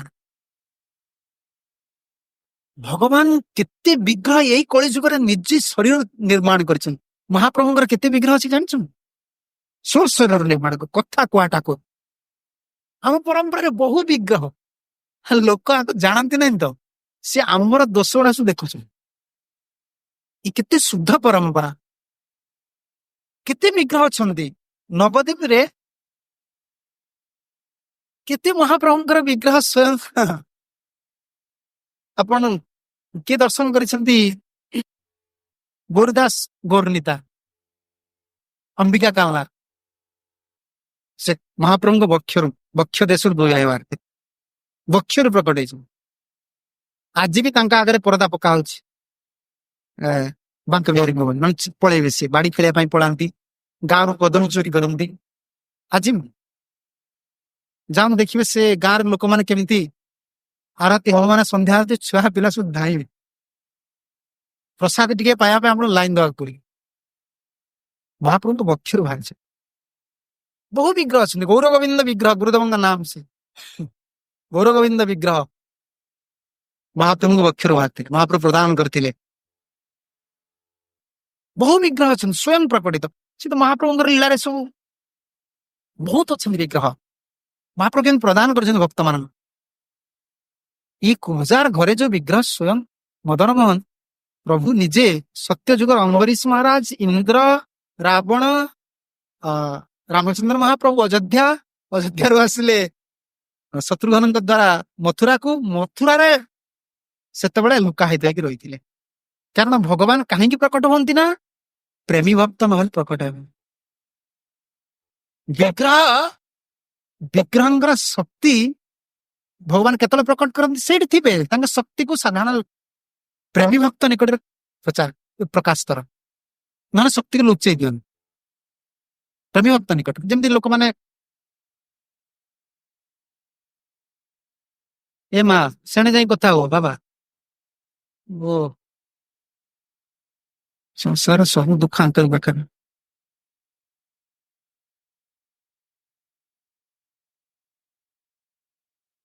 ବିଗ୍ରହ ସ୍ୱୟଂ ଶକ୍ତି ପ୍ରକାଶ କରନ୍ତି ପ୍ରେମୀ ଭକ୍ତଙ୍କ ପାଖରେ, ନହେଲେ ତାଙ୍କ ଶକ୍ତିକୁ ଲୁଚେଇ ଦିଅନ୍ତି। ବହୁତ ଏଇ ଜଗନ୍ନାଥ ଲୋକମାନଙ୍କର ପ୍ରଶ୍ନ, ଜଗନ୍ନାଥ ଆଉ କଣ, ଜଗନ୍ନାଥଙ୍କର କାହିଁ କିଛି ଆଉ ଲୀଳା ନାହିଁ। ଭାଇ କାହିଁ ସେଭଳି ନିଷ୍କିଞ୍ଚନ ଅକିଞ୍ଚନ ଭକ୍ତ, କାହିଁ ଯେ ଶରଣାଗତ, ସମ୍ପୂର୍ଣ୍ଣ ଶରଣାଗତ, ଯିଏ ଐକାନ୍ତିକ ନିଷ୍ଠ, ତା ସାଙ୍ଗରେ କଥା କହୁଛୁ। ଆଜି ବି ଅଛନ୍ତି ସେ ଭକ୍ତ। ଦାସିଆ ବାରିକୁ ଦେଇଥିଲେ କଣ ଆଜି କଣ ଦଉନାହାନ୍ତି ନା କଣ କାହାକୁ? ତାଙ୍କ ହାତରୁ ନଡିଆ ନେଇଥିଲେ। ଯାହାର ଅନ୍ତର ସେଭଳି ଶୁଦ୍ଧ, ତା ସାଙ୍ଗରେ ଭଗବାନ ନିଷ୍କିଞ୍ଚନ ଅକିଞ୍ଚନ ଭକ୍ତ ସହିତ ସେ ବାର୍ତ୍ତାଳାପ କରିବେ, ସେ ପ୍ରେମ ସମ୍ବନ୍ଧ ସ୍ଥାପନ କରିବେ, ନହେଲେ ବିଗ୍ରହ ତାଙ୍କ ଶକ୍ତି ପ୍ରକାଶ କରିବେ, ଲୁଚେଇ ଦେବେ। ଇଏ ବିଗ୍ରହ ଲୀଳାର ବୈଶିଷ୍ଟ୍ୟ। ଆଉ ବିଗ୍ରହ ଯୋଉଠି ସେବା ପୂଜା ନ ହଉଥିବେ, ଦେଖନ୍ତୁ ପ୍ରଭୁପାଦଙ୍କର ଏଇ ଗୋଟିଏ ତାଙ୍କର ଶିକ୍ଷା ଭିତରେ ପ୍ରଭୁପାଦ ଯୋଉ ଲେଖିଛନ୍ତି ଡେଟି ବର୍ଷିପ ରେ ଆମେ ପଢୁଥିଲୁ, ଦେଖୁଥିଲୁ, ପ୍ରଭୁପାଦ ଲେଖିଛନ୍ତି ବିଗ୍ରହ ମାନଙ୍କୁ ସୁନ୍ଦର ଭାବରେ ସଜାଯିବ। ଆଜି ଦେଖନ୍ତୁ ଯେତେ ନାସ୍ତିକ ଲୋକ ସେ ଇସ୍କନ ମନ୍ଦିରର ଯେଉଁ କେନ୍ଦ୍ରକୁ ଯିବ, ସେ ଆଗେ ଦେଖିଦେଲା ମାନେ କି ସୁନ୍ଦର, ସେ ଆଗେ ଗୋଟେ କଥା କହିବ, ଖାଲି କାନ୍ଥ ବାଡ ଠାକୁର, ସେ ତାର ଘରେ ମାର୍ବଲ ଅଛି, ସବୁ ଜିନିଷ ଅଛି, ସବୁଠି ଖାଲି ଅନେଇବ କି ସୁନ୍ଦର। କାହିଁକି ନା ଭଗବାନଙ୍କୁ ଏଠି ପଇସା ନେଇକି ସେବା କରାଯାଉନି, ପ୍ରୀତିରେ ସେବା କରାଯାଉଛି। ପୂଜାରୀ ଭକ୍ତ ମାନଙ୍କର ଯେତେ ପ୍ରୀତି ପ୍ରଭୁଙ୍କ ପ୍ରତି ରହିବ, ମୁଁ ଫୁଲଟିଏ ପାଇ ମାଣିକି ଦେବି, ପ୍ରଭୁ ଫଳଟିଏ ପାଇ ମାଣିକି ଦେବି, ପ୍ରୀତିରେ ପ୍ରଭୁ ତାଙ୍କ ଶକ୍ତିକୁ ପ୍ରକାଶ କରନ୍ତି। ପ୍ରୀତି ନଥିଲେ ଭଗବାନ ତାଙ୍କ ଶକ୍ତି ଲୁଚେଇ ଦେବେ। ବିଗ୍ରହ ସ୍ୱୟଂ ଶକ୍ତି ଅଛି। ତେଣୁ ଏଇ ଯୋଉ ମଦନ ମୋହନ କବଜା ରଖିଲେ, କବଜାଙ୍କୁ ଦେଇ ପ୍ରଭୁ ଚାଲିଗଲେ, ଏ ମଦନ ମୋହନ ସେବା କରୁଥିଲେ। ଏଇ ପ୍ରସଙ୍ଗ କାହିଁକି ଆସୁଛି ନା ସନାତନ ଗୋସାଇ ମଦନ ମୋହନ କିଭଳି ପ୍ରାପ୍ତ ହେବେ। ମଦନ ମୋହନଙ୍କୁ କୁବ୍ଜା ସେବା କଲା ପରେ ଯେତେବେଳେ କୁବ୍ଜା ଅପ୍ରକଟ ହେଲେ, ଦ୍ୱାପର ଶେଷ ହେଇଗଲେ, କୁବ୍ଜା ପରେ ବ୍ରାହ୍ମଣ ମାନେ ସେବା କରୁଥିଲେ ମଦନ ମୋହନ। ତାରପରେ ଦ୍ୱାପର ଶେଷରେ ଯେତେବେଳେ ହେଇଗଲେ, କଳିଯୁଗ ଆସିଲେ, ବ୍ରାହ୍ମଣ ମାନଙ୍କ ସେବା ପରେ ପୁଣି ପ୍ରଭୁ ଲୁକାଇଥିଲେ। ପ୍ରେମୀ ଭକ୍ତ ନ ଆସିଲେ ସେ ବାହାରିବେନି। ଆମର ଯୋଉ ଅଛନ୍ତି ବର୍ତ୍ତମାନ ନାଥ ଦ୍ୱାରରେ ଶ୍ରୀନାଥ, ସେ କୁଞ୍ଜ ଭିତରେ ଲୁଚିକି ଥିଲେ ନା, ସେ କହିଲେ ମତେ ଉଠା, ବର୍ତ୍ତମାନ ଯାଆନ୍ତୁ। ଆଜି ବି ନାଥ ଦ୍ୱାର ମୁଁ ତ ଯାଇନି, କେବଳ ମହିମା ଶୁଣିଛି। ନାଥ ଦ୍ୱାରକୁ ଯଦି କେହି ଯାଆନ୍ତି, ନାଥ ଦ୍ୱାରରେ ଆଜି ବି କୁଣ୍ଡ ଅଛି, ଘୃତ କୁଣ୍ଡ। ରାଜସ୍ଥାନ ଲୋକମାନେ, ସେ ସ୍ଥାନ କାଳେ ପାକିସ୍ତାନ ବୋର୍ଡର ପାଖାପାଖି, ସେଠି ଘିଅରେ ଠାକୁରଙ୍କର ଯାହା ସବୁ ଘିଅ, ସାଧୁ ସନ୍ଥ ମାନେ ଯିଏ ରଖିବେ ସବୁ ଘୃତରେ, ଏତେ ତାଙ୍କର ମହିମା। ଘୃତ କୁଣ୍ଡ ଅଛି, ଲୋକମାନେ ଘିଅ ନେଇକି ଢାଳନ୍ତି ସେ କୁଣ୍ଡରେ। ବିଗ୍ରହଙ୍କର ଏଭଳି ମହିମା ଅତି ସୁନ୍ଦର। ମାଧବେନ୍ଦ୍ରପୁରୀଙ୍କର ବିଗ୍ରହ, ସବୁ ଗୋସ୍ୱାମୀ ମାନଙ୍କର ବିଗ୍ରହ ସବୁ ବୃନ୍ଦାବନରୁ ପଳେଇଛନ୍ତି ବାହାର, କାରଣ ମ୍ଲେଚ୍ଛ ମାନଙ୍କ ଭୟରେ। ବାସ୍ତବିକ ମ୍ଲେଚ୍ଛ ମାନଙ୍କ ଭୟ ନାହିଁ, ପ୍ରେମୀ ଭକ୍ତ ମାନେ, ବହୁ ବଡ ବଡ ପ୍ରେମୀ ଭକ୍ତ ମାନେ ଡାକି ନେଇ ପଳେଇଛ। ତେଣୁ ଏଇ ଯୋଉ ମଦନ ମୋହନ ରହିଲେ କୁବ୍ଜାରେ, ଏ କୁବ୍ଜାଙ୍କର ସେବା କଲା ପରେ ବ୍ରାହ୍ମଣ ମାନେ ସେବା କଲେ କୁବ୍ଜାନ୍ତେ। ବ୍ରାହ୍ମଣ ମାନେ ଅପ୍ରକଟ ହେଇଗଲା ପରେ କୁଞ୍ଜ ଭିତରେ ପୁଣି ଲୁଚିବେ। ଯେତେବେଳେ ଅଦ୍ୱୈତ ଆଚାର୍ଯ୍ୟ ଯାଇଛନ୍ତି, ଆମର ପଢନ୍ତୁ, ତୁମେ ପଢ କି ନାହିଁ ଆମର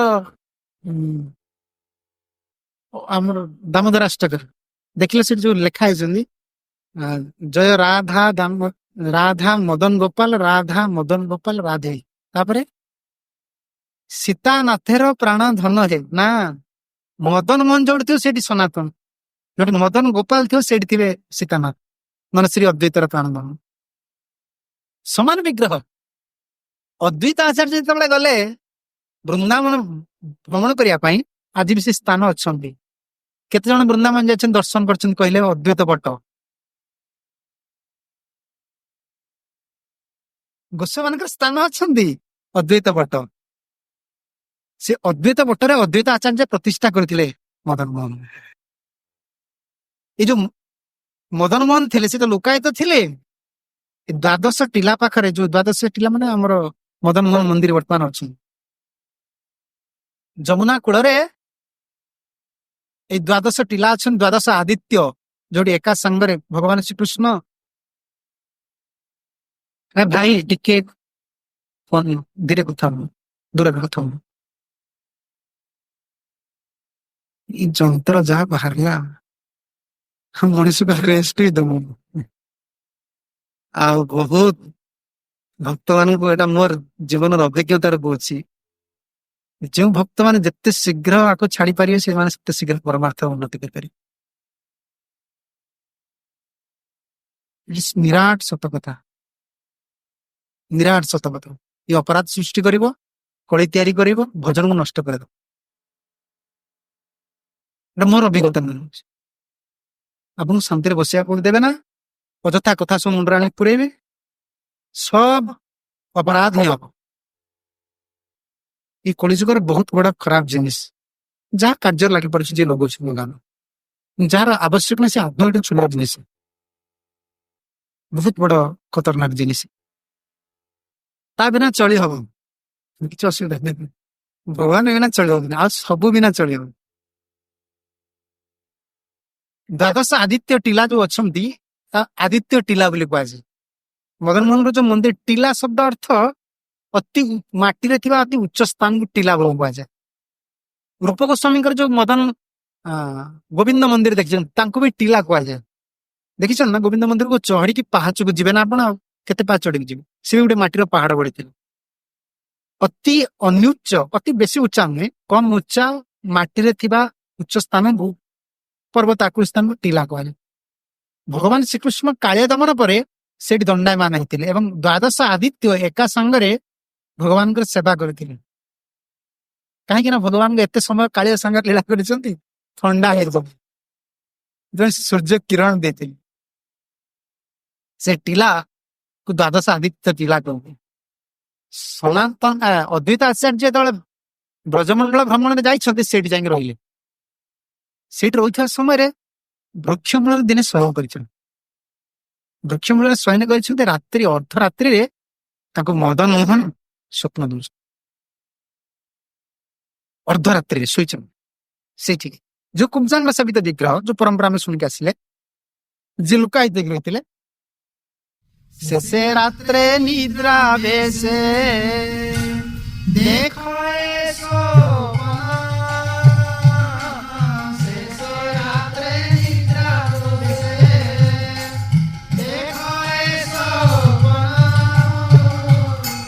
ଶ୍ରୀ ନନ୍ଦନ ଆସି ଦିବାର ଦର୍ଶନ,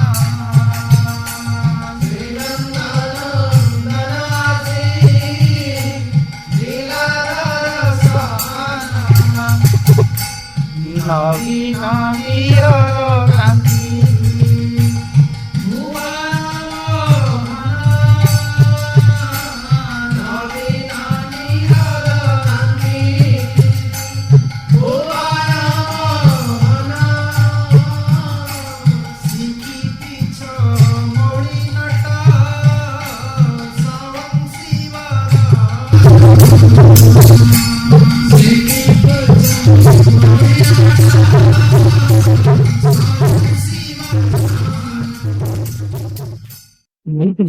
କରିଛନ୍ତି। ମଦନାନନ୍ଦର ଶିଖି ପୁଚ୍ଛ ଅଛି, ବଂଶୀ ରହିଛନ୍ତି। ଆଉ ରାତ୍ରି ଶେଷରେ ପିତାମ୍ବର ବିନ୍ଧି ସୁନାର ନୂପୁର ଅଦ୍ୱୈତ ଆଚାର୍ଯ୍ୟଙ୍କୁ ଆସି ଉଠଉଛୁ। ଅଦ୍ୱୈତ ବହୁତ ଭଲ ହେଲା ତୁମେ ଆସିଛ। ମୁଁ ବହୁତ ଦିନ ହେଲା ଏଠି ପଢିଛି, ମତେ କିଏ ସେବା ପୂଜା କରୁନାହାନ୍ତି, ଆଉ ମୁଁ ଆଦିତ୍ୟ ଟିଲାର ଏଇ ବୃକ୍ଷ ତଳେ ଅଛି, ମତେ ଟିକେ ଉଠିକି ସେବା କର। ମଦନ ମୋହନ ସୁଖ ଦେଲେ। ଆଉ ଗୋଟିଏ କଥା ମୁଁ ଆପଣମାନଙ୍କୁ କହୁଛି, କାରଣ ଯୋଉମାନେ ପଢିଥିବେ ଜାଣିଥିବେ, ସେ ପ୍ରଶ୍ନ କରିପାରନ୍ତି ଏଇ ମଦନ ମୋହନଙ୍କ ମଧ୍ୟ ଇତିହାସ ଅଛି। ମଦନ ମୋହନ କେଉଁଠି ପ୍ରାପ୍ତ ହେଇଥିଲେ? ମଦନ ମୋହନ ଗୋବିନ୍ଦ ଗୋପୀନାଥ 8 ବିଗ୍ରହ ଆମର ପ୍ରତିଷ୍ଠା କରିଥିଲେ ବଜ୍ରନାଥ। ବଜ୍ରନାଥ 8 ବିଗ୍ରହ ପ୍ରତିଷ୍ଠା କରିଥିଲେ। ତେଣୁ ଏଇ ବିଗ୍ରହର ଐକ୍ୟତା ଅଛି। ଯଦି ଆମେ ସମାଧାନ ଦବା ବଜ୍ରନାଥଙ୍କ ପ୍ରତିଷ୍ଠିତ ବିଗ୍ରହରେ, ଏଇ ବିଗ୍ରହ ଆବଶ୍ୟକ। ବା ଏଇଭଳି ସମାଧାନ ଦେଲେ କେବଳ ସମାଧାନ ହେଇପାରିବ, ନହେଲେ ସମାଧାନ କିଛି ହେଇପାରିବ। କାରଣ ଦୁଇଟା ମତ ରହୁଛି, ସତ୍ୟ ଯୁଗର ବିଗ୍ରହ, କିନ୍ତୁ ବଜ୍ରନାଥ ବି ମଦନ ମୋହନ ଗୋବିନ୍ଦ ଗୋପୀନାଥ ଇଏ ଇଏ କରିଥିଲେ 8 ବିଗ୍ରହ। ଆମର ଯୋଉ ଦାଉଜୀ ଅଛନ୍ତି, ଦାଉଜୀ ନାହାନ୍ତି, ସେ ମଧ୍ୟ ବଜ୍ରନାଥଙ୍କ ପ୍ରତିଷ୍ଠିତ 8 ବିଗ୍ରହ ଅଛନ୍ତି। ତେଣୁ ବିଗ୍ରହ ଲୀଳା ତ ପ୍ରଭୁ ସମ୍ବରଣ କରିକି ଏକ ବିଗ୍ରହ କରନ୍ତି, ନାମ ବି ଏକ ହେଇଯାଏ, ପରିବର୍ତ୍ତନ କରିଦିଅନ୍ତି। ଏଇ ମଦନ ମୋହନ ଯେତେବେଳେ ସେବା ହେଲେ ଅଦ୍ୱୈତ ଆଚାର୍ଯ୍ୟଙ୍କ ନିକଟରୁ, ପ୍ରଥମେ କହିଲେ ମୋ ନାଁ ମଦନ ମୋହନ, ମତେ ମଦନ ମୋହନ ନାଁରେ ଡାକିବ। ଅଦ୍ୱୈତ ଆଚାର୍ଯ୍ୟଙ୍କୁ କହିଲେ। ଅଦ୍ୱୈତ ଆଚାର୍ଯ୍ୟ କଣ କଲେ, ଅଦ୍ୱୈତ ବଟ ଯୋଉଠି ଅଛନ୍ତି ସେଇଠି ଆଣିକି ଛୋଟ କୁଡିଆଟି ତିଆରି କଲେ, ବ୍ରାହ୍ମଣକୁ ଆଣିକି ସେବା କରେ। ସେବା କରିକି ଅଦ୍ୱୈତ ଆଚାର୍ଯ୍ୟ ଯାଇଛନ୍ତି ଭ୍ରମଣ କରିକି ଆସିବେ, ବୃନ୍ଦାବନ ପରିକ୍ରମା କରିବେ। ମହାପ୍ରଭୁଙ୍କର ଆଦେଶ, ଅଦ୍ୱୈତ ନିତ୍ୟାନନ୍ଦ 2 ଜଣ ଗୌଡ଼ ଦେଶ ରହିବେ, କାରଣ ଗୌଡ଼ ଦେଶ ହଉଛି ମୋର ପ୍ରିୟ, ସେଠୁ ଛାଡିକି ଯିବା। ଅଦ୍ୱୈତ ଆଚାର୍ଯ୍ୟ ଯାଇଛନ୍ତି, ଅଳ୍ପ ଦିନ ଭିତରେ ମୁଁ ବ୍ରଜମଣ୍ଡଳକୁ ବୁଲିକି ପଳେଇ ଆସି। କିନ୍ତୁ ସିଏ କଣ କଲେ, ବିଗ୍ରହ ପାଇଗଲେ, ସେବା ପୂଜାର ବ୍ୟବସ୍ଥା କରିଦେଇଛନ୍ତି, ତାଙ୍କର ଇଚ୍ଛା ଯେ ମୁଁ ବିଗ୍ରହକୁ ନେଇକି ନବଦ୍ୱୀପକୁ ପଳେଇବି। ତେଣୁ ମଦନ ମୋହନ ତ ସେ ବୃନ୍ଦାବନ ଛାଡିକି ଆସିବେ ନା।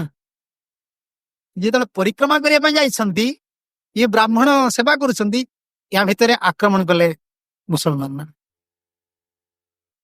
ମୁସଲମାନ ମାନେ ଆକ୍ରମଣ କଲେ, ଇଏ ପୂଜାରୀ ଦିନ ଆସି କବାଟ ଖୋଲିଲା ବେଳକୁ ଦେଖିଲା ବିଗ୍ରହ ନାହିଁ। ଅଦ୍ୱୈତ ଆଚାର୍ଯ୍ୟ ଯେତେବେଳେ ପରିକ୍ରମା ସାରିକି ଆସିକି ପହଞ୍ଚିଲେ, ପୂଜାରୀ କାନ୍ଦୁଛନ୍ତି, ହେଲେ ପ୍ରଭୁ ବିଗ୍ରହ ନାହିଁ, ନା ମିଳଚ୍ଛ କରି କୁଆଡେ ପଳେଇଗଲେ। ଅଦ୍ୱୈତ ଆଚାର୍ଯ୍ୟ ରାତିରେ ବସି ବୋଉ ହୋଇ କାନ୍ଦୁଛନ୍ତି, କହିଲେ ଦେଖ ମୁଁ ଅଛି ଏ ସିଂହାସନରେ, ଫୁଲ ଭିତରେ ଲୁଚିକି ରହୁଛି ମିଳଚ୍ଛ ଭୟ। ଆରେ ଭଗବାନ ମିଳଚ୍ଛକୁ ସୃଷ୍ଟି କରିଛନ୍ତି, ଭଗବାନ ମିଳଚ୍ଛକୁ ଶୁଦ୍ଧ କରନ୍ତି, ସୁକଦେବ ଗୋସ୍ୱାମୀ କହିଲେ, ସେ ମିଳଚ୍ଛକୁ ଭୟ କରିବେ? ଜଣେ ଭକ୍ତ ଥିଲେ, ସେ ସବୁ ମିଳଚ୍ଛକୁ ସାଇଜ କରିଦେଇଥିଲେ, ସବୁ ପଠାଣ ମୁସଲମାନ। ରାମାନନ୍ଦ ସାଧୁ ଜଣେ, ରାମାନନ୍ଦ ଆଚାର୍ଯ୍ୟ। ଲୀଳା ତାଙ୍କ ଜୀବନର ଇତିହାସ ଆମେ ପଢୁଥିଲୁ। ଅଯୋଧ୍ୟାରେ ରାଜା ରାମଚନ୍ଦ୍ର ମହାପ୍ରଭୁଙ୍କ ବଂଶର ପରମ୍ପରା ତ ଆସୁଛନ୍ତି, କ୍ଷତ୍ରିୟ ରାଜା ଥିଲେ। ସେଠି ମୁସଲମାନ ମାନେ ଏଭଳି ଆକ୍ରମଣ କଲେ, କିଛି ଦିନ ଭିତରେ 20,000 ହିନ୍ଦୁ ମୁସଲମାନ କରିଦେଲେ। 20,000 ହିନ୍ଦୁ। ଯିଏ ମୁସଲମାନ ନ ହବ, ତାଙ୍କୁ ବିଭିନ୍ନ ଅତ୍ୟାଚାର କରୁଥିଲେ, ଝିଅ ବୋହୂ ମାନଙ୍କୁ ତାଙ୍କ ଚରିତ୍ର ଉପରେ ବହୁତ ଦୋଷାରୋପ କରୁଥିଲେ, ତାଙ୍କୁ ନଷ୍ଟ କରୁଥିଲେ, ଲୋକମାନେ ଛାଡି ଭୟରେ ସବୁ ପଳଉଥିଲେ। ସେ ରାଜା ଯାଇକି ରାମାନନ୍ଦାଚାର୍ଯ୍ୟଙ୍କର ଶରଣ ଦେଲେ। ରାମାନନ୍ଦାଚାର୍ଯ୍ୟ ଶୁଣିଲେ, ଦଳ ବଳ ଆସିଲେ। ରାମାନନ୍ଦ ଆଚାର୍ଯ୍ୟ, ଏ ରାମାନନ୍ଦ ଆଚାର୍ଯ୍ୟ 2 ତିଳକ, ରାମାନନ୍ଦ ସମ୍ପ୍ରଦାୟରେ 2 ତିଳକ ଅଛି, ତିଳକ। ସେ ଯେତେବେଳେ ଆସିକି ପହଞ୍ଚିଲେ, ତାଙ୍କ ନିକଟରେ ଗୋଟେ ଶଙ୍ଖ ରୁହେ, ଆସେ ରାମ ନାମ, ତାଙ୍କର ତ ଇଷ୍ଟ ରାମ। ସେ ଗୋଟିଏ ଶଙ୍ଖ ଧ୍ୱନି କଲେ, ଅଯୋଧ୍ୟାରେ ଯେତେ ମୁସଲମାନ ଥିଲେ ସବୁ ମୂର୍ଚ୍ଛା ହେଇକି ପଡିଲେ। ଆଉ ଯେତେ ହିନ୍ଦୁ ଲୋକମାନେ ମୁସଲମାନ ହେଇଥିଲେ, 20,000 ହିନ୍ଦୁ ଲୋକଙ୍କୁ ଆଣିଲେ, ସମସ୍ତଙ୍କୁ ବୁଡେଇଲେ ସରୋଜରେ, ସମସ୍ତଙ୍କୁ ସରୋଜରେ ସ୍ନାନ କରେଇଲେ, ଆଉ ସମସ୍ତଙ୍କୁ ରାମଚନ୍ଦ୍ର ମହାପ୍ରଭୁ ଦର୍ଶନ କରେ, ପାଦପଦ୍ମ ଦର୍ଶନ କରେ। ତୁମର ବିଶ୍ୱାସ ହେଲା ତ ତୁମେ ପୁଣି ଏବେ ହିନ୍ଦୁ ହେଲ ବୋଲି ଯାଅ। ହେଲେ ଏଇଟା ସିନା କରିଦେଲେ, କିନ୍ତୁ ସେ ସମୟରେ ଥାନ୍ତି କଣ ତାଙ୍କର ନାମ, ସେ ବହୁତ ଭୟଙ୍କର, ତୁଗଲକ ଆଉ ଗୟାସଉଦ୍ଦିନ, ଇଏ ମୁସଲମାନ 2 ଜଣ ବହୁତ ଭୟଙ୍କର। ସେ ଦିଲ୍ଲୀର ସମ୍ରାଟ, ସିଏ ଆଦେଶ ଦେଇଥିଲେ, କୌଣସି ହିନ୍ଦୁ ଲୋକ, ଏଇଟା ମୁଁ ଏଇ କଥାରେ କହୁଛି, ଏଇଟା କୋଉ ସାମ୍ପ୍ରଦାୟିକ କଥା ନୁହେଁ, ଯେ ଭଗବାନ ମୁସଲମାନ ମାନଙ୍କୁ ଡରିକି ଲୁଚି ଅଛନ୍ତି। ଭକ୍ତର ବି ଶକ୍ତି ଅଛି ଦମନ କରିଦେବା, ଭଗବାନଙ୍କ ଶକ୍ତି ନାହିଁ, ସେ ନାମ କରିକି ଦମନ କରିଦେଲେ ସମସ୍ତେ। कौन संप्रदाय कथा कहूनी कारण मुसलमान देह कौन अलग आत्मा अच्छा भगवान कहले अहं आत्मा गुड़ा केश से ख्रीस्टियान देह भी से कृष्ण अच्छा मुसलमान देह भी से कृष्ण अच्छा हिंदू देह भी से कृष्ण अच्छा कि सी मानु ना सी भाव कृष्ण मो पाखे ना भगवान मो पाखे ना आत्मा तो एक ना अभिमान सब अभिमान हिंदू आम आम भर अभिमान आसी से अभिमान आस अज्ञानता से ये जो गयासउद्दीन था तुगलक था से तुगलक कहते कि बहान जिद्या कौन कहते दिल्ली रू दौलताबाद एकाथर राजधानी उठाओ एक नंबर पागला उठाओ राजधानी कहला कौन हिंदू शंख बजे पारे ना विग्रह सेवा करें झील मैंने बाहर को बाहरी पारे ना से शुभ कर्म को मंदिर को जापर ना सब जिते विपरीत काम सब कले पूरा पूजा सेवा सब बंद हो समस्ते कांदिले विशेषकर काशी पीठ को पूरा आक्रमण कले काशी आज भी कले देखिए प्रबल अच्छा विश्वनाथ जो अच्छा ओरिजिनल स्थान नुहे काशी विश्वनाथ को उठे नहीं आस जब भगवान श्रीकृष्ण आमर पूजा होती सप्तम द्वार तो आम स्थान अच्छी मथुरा कि काशी विश्वनाथ ओरिजिनल मंदिर देखिए बेटर अच्छे मुसलमान से अधिकार करने तो भारत नियम अलग जहाँ समाधान नहीं आशा है कि मुख्य मंदिर मूल मंदिर से मूल मंदिर जोटा बसी तेणु तो बहुत नष्ट कर हिंदू लोक मान कौन सांप्रदायिक दृष्टि कहूनी हिंदू लोक मान गोटे अभाव हो हिंदू लोक मैंने बहुत स्वार्थपर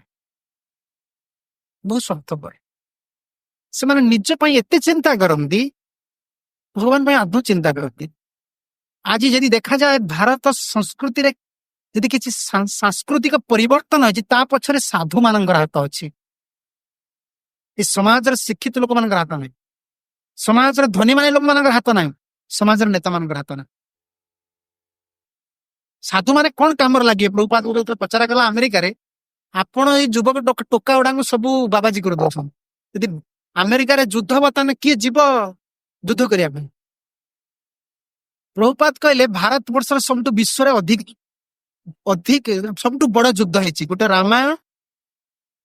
रामायण युद्ध आ गए महाभारत युद्ध कि दुई जन युद्धर अधिनायक दुई जन भक्त ये हनुमान से अर्जुन भक्त भगवान युद्ध कर भक्त जहाँ कर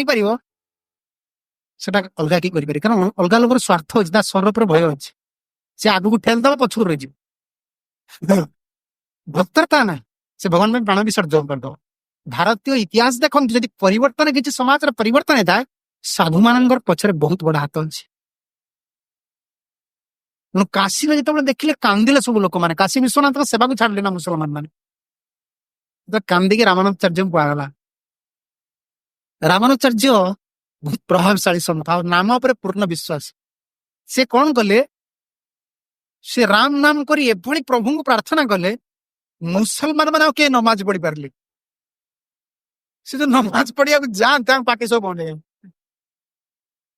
सब तो टाइम हिसाब से 5 वक्त नमाज पढ़न 5 टाइम कई नमाज पढ़ी पारे ये रामानुजाचार्य जीवन चरित्र अच्छी समय दि जाइए ये आंकरी पीरियड तुगलक आ गयासउद्दीन ये लेखिकी देछन रामानुजाचार्य स्वतंत्र कौन कह जमी बॉन्ड साइन कर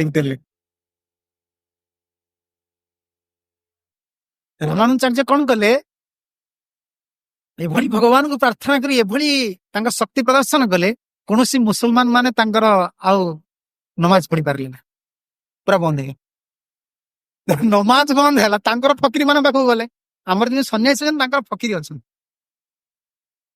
फकीरी को आगला आमर मध्य कि दोष अच्छी आपण जा नमाज पढ़ो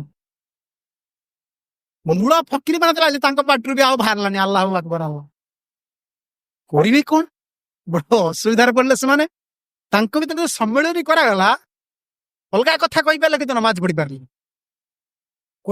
कौन सम्मेलन करा केवल अयोध्या तो दमन करते सी रामानंदाचार्य सी काम करते पाखु चा समस्ते आसले तले मुसलमान फकीर माने सब भरी के आसु रामानुजाचार्य देखीदेले କହିଲେ ଇଏ ନିଶ୍ଚିତ ମୋ ପାଖକୁ ଆସୁଛନ୍ତି ଅପିଲ କରିବା ପାଇଁ। ସମସ୍ତେ ତ ଆସିକି ପହଞ୍ଚିଲେ, ତାଙ୍କ ପାଖରେ ଗୋଟେ ଶଙ୍ଖ ଥାଏ, ଏ ପୁଣି ଶଙ୍ଖ ଦେବ। ଶଙ୍ଖ ତ ଯେତେବେଳେ କଲେ ସମସ୍ତେ ମୂର୍ଚ୍ଛା ମାରିକି ପଡିଲେ। ବହୁ ସମୟ ପରେ ତାଙ୍କର ଚେତା ଫେରିଲା। ଚେତା ଫେରିଲା ପରେ ସେ କହିଲେ ଦେଖ, ମୁଁ ଯୋଉ 12ଟି ସର୍ତ୍ତ ଦେବି, ସେ 12ଟି ସର୍ତ୍ତ ବି ଲେଖା ହେଇଛି। এই 12ଟି ସର୍ତ୍ତ ଯଦି ମାନିବ ତାହେଲେ ତୁମେ ନମାଜ ପଢିପାରିବ, ନମାଜ ପଢିପାରିବ, କଥା କହିପାରିବ କିନ୍ତୁ ନମାଜ ପଢିପାରିବ। ଯଦି ଭକ୍ତର ଏତିକି ଶକ୍ତି, ଭଗବାନ କାହିଁ ନୁଚନ୍ତି ମୁସଲମାନଙ୍କୁ ଡରି? ପ୍ରେମୀ ଭକ୍ତ ହେଲେ ସେ ପ୍ରକଟ ହେବେ, ପୁଣି ପ୍ରେମୀ ଭକ୍ତ ନହେଲେ ସେ ବିଭିନ୍ନ ଛଳ କରିକି ବିଭିନ୍ନ ଆଡେ ଯିବେ। ଜୟସିଂ ବହୁତ ବଡ ଭକ୍ତ। ଜୟପୁରରେ ଯୋଉ ଅଛନ୍ତି ଗୋବିନ୍ଦ, ସିଧା କହିଲେ, ଜୟସିଂ ଚାହୁଁଥିଲେ ବଡ ମନ୍ଦିର କରିବା ପାଇଁ, କହିଲେ ନାଇଁ ନାଇଁ, ମତେ ଏଇଟା ଅଗଣା ଭଳିଆ, ଯଶୋଦା ମାତାଙ୍କର ଅଗଣା ଭଳିଆ ଲାଗୁଛି, ମୁଁ ଏଇଠି ରହିବି, କିଛି ପରିବର୍ତ୍ତନ କରିବ ନା, ଏଇଟା ତମ ରାଜଦରବାର, ମୁଁ ଏଇଠି ରହିବି। ଏତେ ବଡ ଭକ୍ତ। ଆଜି ବି ଜୟପୁରବାସୀ ମାନଙ୍କର ଗୋବିନ୍ଦଙ୍କ ପ୍ରତି ଅତୁଟ ବିଶ୍ୱାସ। ମୋଟା ମୋଟା ଲୋକମାନେ ସବୁ ମାରୱାଡି ଲୋକମାନେ। ଆମେ ଥରେ ମଙ୍ଗଳା ଯାଇ ପହଞ୍ଚିବୁ, ରାତିରେ ଉଠେଇ ଟ୍ରେନରେ ବସିଛୁ, ଆଶ୍ଚର୍ଯ୍ୟ, ମଙ୍ଗଳା ଆରତୀରେ ଭିଡ, ସବୁ ଲୋକ ଧାଇଁଛନ୍ତି କେମିତି ଗୋବିନ୍ଦଙ୍କୁ ଦର୍ଶନ କରି। ପ୍ରୀତି ଅଛି, ଭଗବାନ ସେଥିପାଇଁ ପଳେଇବା। ତେଣୁ ରାମାନୁଚାର୍ଯ୍ୟ ଯୋଉ ଶଙ୍ଖ ବଜେଇଲେ, ସବୁ ମୁସଲମାନ ମାନେ ମୂର୍ଚ୍ଛିତ ହେଇଗଲେ। এই 12ଟି ସର୍ତ୍ତ ଦେଇଥିଲେ, ତା ଭିତରେ ଗୋବଦ୍ଧ କରିପାରିବ ନା, ହିନ୍ଦୁ ମାନଙ୍କୁ ତିଳକ କରିବା, କୀର୍ତ୍ତନ କରିବା ପାଇଁ ବନ୍ଦ କରିପାରିବ ନା, ନିତ୍ୟ ସେବା କରିବା ପାଇଁ ବନ୍ଦ କରିପାରିବ ନା, ସବୁ 12ଟା। କହିଲେ 12ଟା ତୁମେ କହିଲେ ହବନି, ଯାଅ ତୁମ ରାଜା ତୁଗଲକ ପାଖରୁ ଆଉ ଗୟାସାଉଦ୍ଦିନ ତାଙ୍କ ମନ୍ତ୍ରିମଣ୍ଡଳ ଦେଇ କିଏ ଆଉ ଜଣେ ରାଜା, 3 ଜଣ ମୁସଲମାନଙ୍କୁ ଲେଖିକି ଆଣି, ତାହେଲେ ମୁଁ ପୁଣି ଶଙ୍ଖ ଫୁଙ୍କିବି ତୁମ ମୁହଁରେ ନମାଜ ପଢି। ସେ 12ଟା ଲେଖିକି ଦେଲେ, ତାପରେ ଶଙ୍ଖ ଫୁକିଲେ, ତାପରେ ପୁଣି ଏମାନେ ନମାଜ ପଢିଲେ। ଆପଣ ରାମାନୁଚାର୍ଯ୍ୟଙ୍କର ଜୀବନ ଚରିତ୍ର ପଢନ୍ତୁ, କେତେବାର ସେ ମୁସଲମାନଙ୍କୁ ଦମନ କରିଛନ୍ତି। ଆଉ ଭଗବାନ କାହିଁ ଡରି ରହିଲେ? ତାଙ୍କର ଲୀଳା। ଅଦ୍ୱୈତ ଆଚାର୍ଯ୍ୟଙ୍କୁ କହିଲେ ଦେଖ, କାରଣ ସିଏ ଅଦ୍ୱୈତ ଆଚାର୍ଯ୍ୟଙ୍କ ପାଖରେ ରହିବେ ନା,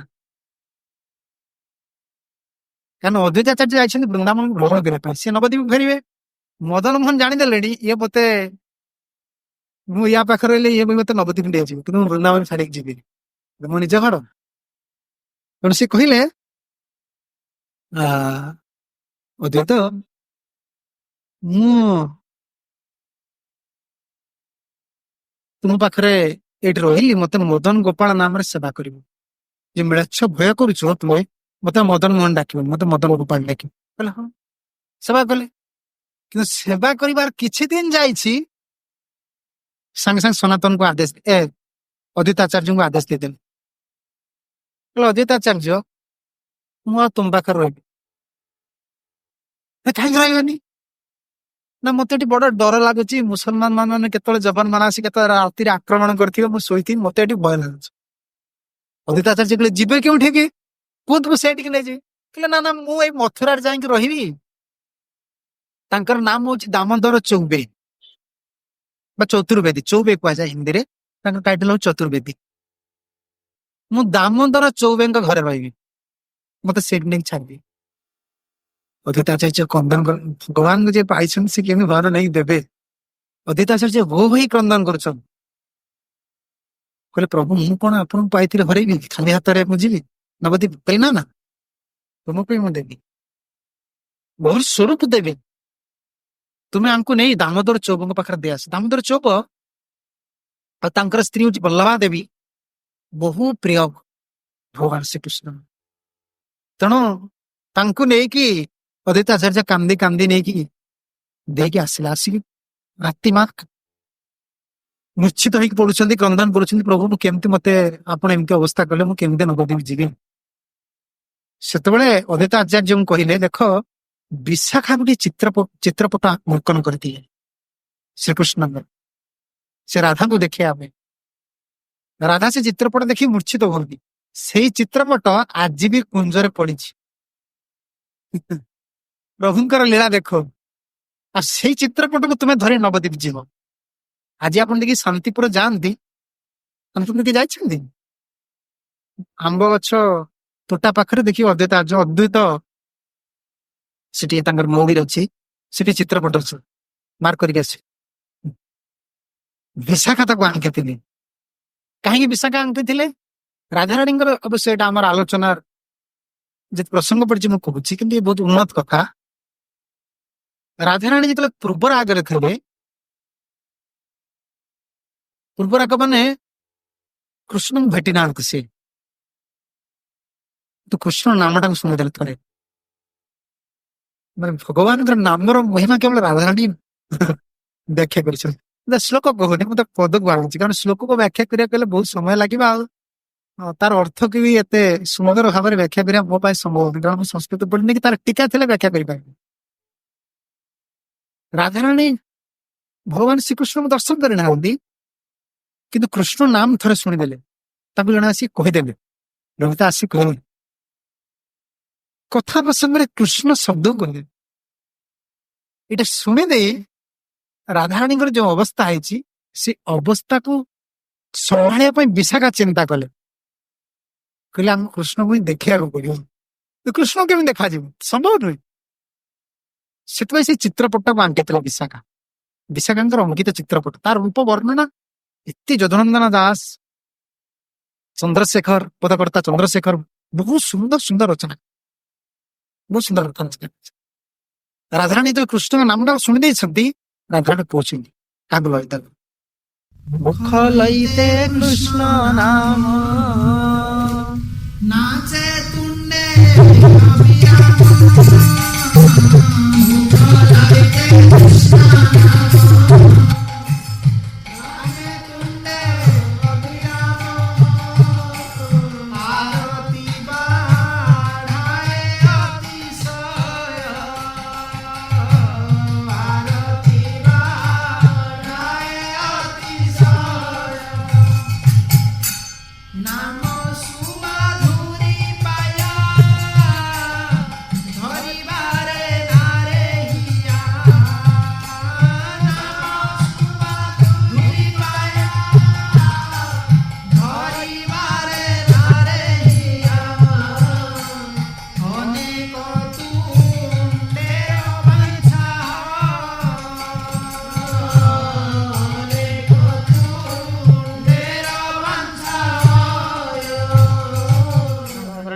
ଏ ରୂପ ଗୋସ୍ୱାମୀଙ୍କର ଶ୍ଲୋକ ଅଛି, ତୁଣ୍ଡେ ତାଙ୍କ ନାମେ, ସେ ଶ୍ଲୋକର ଏ ପ୍ରାୟ ପାଖାପାଖି।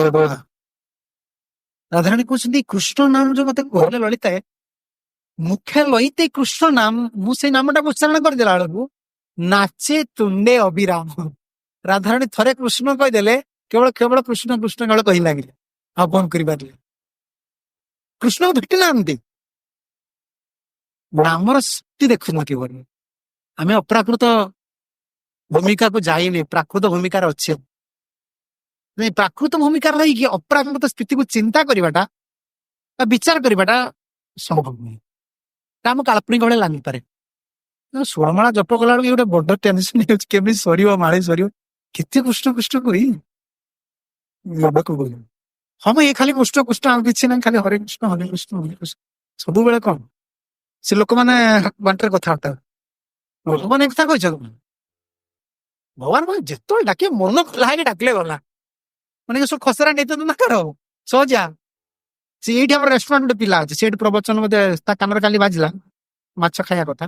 ମୁଁ ଏଠି ପ୍ରବଚନ କଲା, ସିଏ ଆଉ ଜଣେ ପାଠ ପଢଉଛି, ସିଏ ପାଠ ପଢଉଛି। ଇଏ ସବୁ କଥା, ପାପ କଣ? ମାଛ ଖାଇବାଟା ବଡ ପାପ। ମାନେ ସିଏ ମାଛ ଖାଉଛି ବୋଧେ, ସେ ତାକୁ ପଢଉଛି। ଅସତ୍ୟ ଠାରୁ ବଡ ପାପ କିଛି ନାହିଁ। କାରଣ ସିଏ ମାଛ ଖିଆ, ତାକୁ ଏଟା ଯେତେବେଳେ ବାଜିଲା, ତାକୁ ବୋଧେ ସିଏ ଖୁପିଛି। ସିଏ ନିରାମିଷ ଲୋକ, ତାକୁ ପାଠ ପଢୁଛି। ଏଇଟା କୋଉଠି ଲେଖା ଅଛି? କୋଉଠି ଲେଖା ଅଛି ମାଛ ଖାଇବାଟା? ତାକୁ ପାଠ ପଢଉଛି। ଯୋଉ ଅସତ୍ୟ ଠାରୁ ବଡ ପାପ କିଛି ନାହିଁ। କିନ୍ତୁ ଏଟା ଅସତ୍ୟ ନୁହେଁ ନା, ଗୋଟେ ମଣିଷଟାକୁ ମାରୁଛ, ଗୋଟେ ଜୀବଟାକୁ ମାରୁଛ, ଏଟା ଅସତ୍ୟ ନୁହେଁ, ଏଟା ସତ୍ୟ କାମ। ଯିଏ କହୁଛି ଅସତ୍ୟ ଠାରୁ କିଛି ପାପ ନାହିଁ, ଜୀବଟାକୁ ମାରିବାଟା ସତ୍ୟ କାମ। ଖସରା ଲୋକ ବହୁତ, ସେ ବାଟ କାଟିବେ ଖାଲି ଦେଖି କୁଆଡେ। ତେଣୁ ସେ ଅପ୍ରାକୃତ ଭୂମିକା ବୋଲି ସାଧାରଣ ଲୋକ ବୁଝିପାରିବେ। କଣ ଏତେ ଲୋକ ସବୁ ଦେଖାହେବେ, ସେ ବାଟରେ ଦେବେ। ସେ ଦେଖିବେ ତାହେଲେ ଆମେ ଜପ କରୁଛୁ, ସିଏ ଅଲଗା ମାନେ କଥା କହିବେ। ମନଟା ଶୁଦ୍ଧ ହବାର ଅଛି ନା। ଅନ୍ତର ଯଦି ଶୁଦ୍ଧ ନାହିଁ, ଯାହା କଲେ କଣ ହବ? ଅନ୍ତର ଶୁଦ୍ଧ ପାଇଁ କଣ ତମ ହୋମିଓପାଥିକ ମେଡିସିନ କିଛି ଖାଉଛ କି? ନା କୋଉ ବାବା କିଛି ଆୟୁର୍ବେଦିକ ମେଡିସିନ ତିଆରି କରୁଛ? ये कथा गुड़ा कौन खाली बाचिक कथा कहले हो आमे प्रभुଙ୍କର ଯାହା କହନ୍ତି ସବୁ କିଛି ତୁଚ୍ଛ ହେଇଗଲା ପରେ ବି ଗୋଟେ ଲକ୍ଷଣ କୁ ଜାଣିଦେଲା ପରେ ବି କୃଷ୍ଣ ନାମର ରତି ଆସୁନି। ବିଷୟକୁ ଭୋଗ କରିବା ପାଇଁ ଇଚ୍ଛା ନାହିଁ କିନ୍ତୁ ନାମର ରତି ଆସୁନି। ଚିନ୍ତା କରୁନାହାନ୍ତି ଆପଣ, ଏଟା ଅଙ୍ଗେ ଲିଭେଇବା କଥା। ବିଷୟକୁ ଭୋଗ କରିବାକୁ ଇଚ୍ଛା ନାହିଁ, ବିଷୟ ଦେଖିବାକୁ ବିଷୟ ଭଳି ଲାଗୁଛି କିନ୍ତୁ ନାମ କରିବାକୁ ଇଚ୍ଛା ଲାଗୁଛି, ଇଚ୍ଛା ଲାଗୁଛି କାରଣ ଏଟା ଅପରାଧ ଜିନିଷ। ନାମ ଅପରାଧ ହେଇଯାଉଛି, କୃପା ନାହିଁ, ପୂର୍ବର ସ୍ୱୀକୃତି ନାହିଁ, ଗୁରୁଦେବଙ୍କର ଆଦେଶକୁ ପାଳନ କରୁନି, ଗୋଟେ ଅପରାକୃତ ଜିନିଷ ସ୍ଥିତିକୁ ଆମେ ଯିବା କେମିତି? ତେଣୁ ସେ ନାମ ମହିମା ଶୁଣିଲେ ବିଶ୍ୱାସ କରିବେ ନା ଆମର କଣ ଏଇଟା ହେଇପାରିବ? ତୁମେ ଯଦି 24 ଘଣ୍ଟା ମୋବାଇଲରେ ଭଡର ଭଡର ଭଡର ଭଡର ହଉଛି ତୁମ ପାଟି କଥା ହବ, ତାହେଲେ ଆମେ କୃଷ୍ଣ ନାମଟା 24 ଘଣ୍ଟା କହିଲେ କିନ୍ତୁ ପାଟିଟା କଥା ହବ, ଆମକୁ କିନ୍ତୁ ଖରାପ ଲାଗିବ। ତୁମେ କୋଉ ନୂଆ କଥା ହଉଛ ଯେ? ଏଇ ଯୋଉ ନାୟକ ନାୟିକା ମାନେ କଥା ହଉଛ ସେ ନୂଆ କଥା କିଛି ହଉଛନ୍ତି ନା?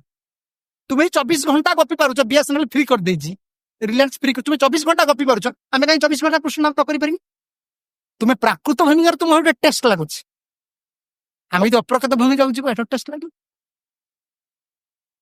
ସେଇ କୃଷ୍ଣ ନାମ ତୁମର ସେଇ କାମ ଚର୍ଚ୍ଚା, କି ସେଇ କାମ ଚର୍ଚ୍ଚାରେ ନିତ୍ୟ ନୂତନ ଲାଗେ। ଭାଗବତରେ ସୁଖଦେବ ଗୋସ୍ୱାମୀ କହୁଛନ୍ତି, ମୁଁ କହୁନି ଆପଣ ଏଟା ଖରାପ ଭାବନ୍ତୁନି, ମୁଁ ରାଗି କହୁନି। ସୁଖଦେବ ଗୋସ୍ୱାମୀ 10ମ ସ୍କନ୍ଧରେ କହୁଛନ୍ତି, ବିଟପା ଯିବା ବହୁତ ଶ୍ଲୋକ ଆରମ୍ଭଟା ମନେ ପଡୁନି, ଯେଭଳି ସ୍ତ୍ରୀ ଆସକ୍ତ ପୁରୁଷ ସ୍ତ୍ରୀ ଚର୍ଚ୍ଚାର ବିରତ ହୁଏ ନା, ପରୀକ୍ଷିତ ବୋଧେ କହୁଛନ୍ତି, ସେଭଳି କୃଷ୍ଣ କଥାର କୃଷ୍ଣ ପ୍ରେମିକ ଲୋକ କୃଷ୍ଣ କଥାରୁ କେବେ ବିରତ ହବ। ଇଏ ଅପ୍ରାକୃତ ଜିନିଷ ଆମେ ନାମ କରିକି ଜାଣିପାରୁ, ପ୍ରକୃତରେ ଆପଣ ନାମ କରନ୍ତୁ ନା। ଆଉ ଯଦି ପ୍ରଭୁଙ୍କର କୃପା ହେଇଗଲେ, ବୈଷ୍ଣବ କୃପା, ଗୁରୁଦେବଙ୍କ କୃପା ଆପଣ ଲାଭ କରିଛନ୍ତି ନା, ନାମ ଅଭିରାମ ରାଧାରାଣୀ ସେ କୃଷ୍ଣ ନାମଟା ମତେ କିଏ କହିଲା?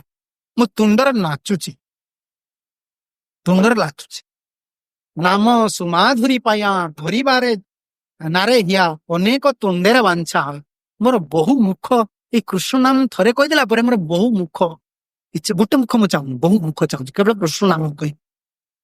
ଆଉ ଏତିକି କହିଦେଲା ପରେ ଏଭଳି କାନ୍ଦୁଛନ୍ତି ଲଳିତା ସମ୍ଭାଳି ପାରୁନାହାନ୍ତି। ସେ ସମୟରେ ବିଶାଖା ଆସିକି ପହଞ୍ଚିବେ, ଯୋଉ ଚିତ୍ରପଟ ଅଙ୍କନ କରିଛନ୍ତି କାନ୍ଦ।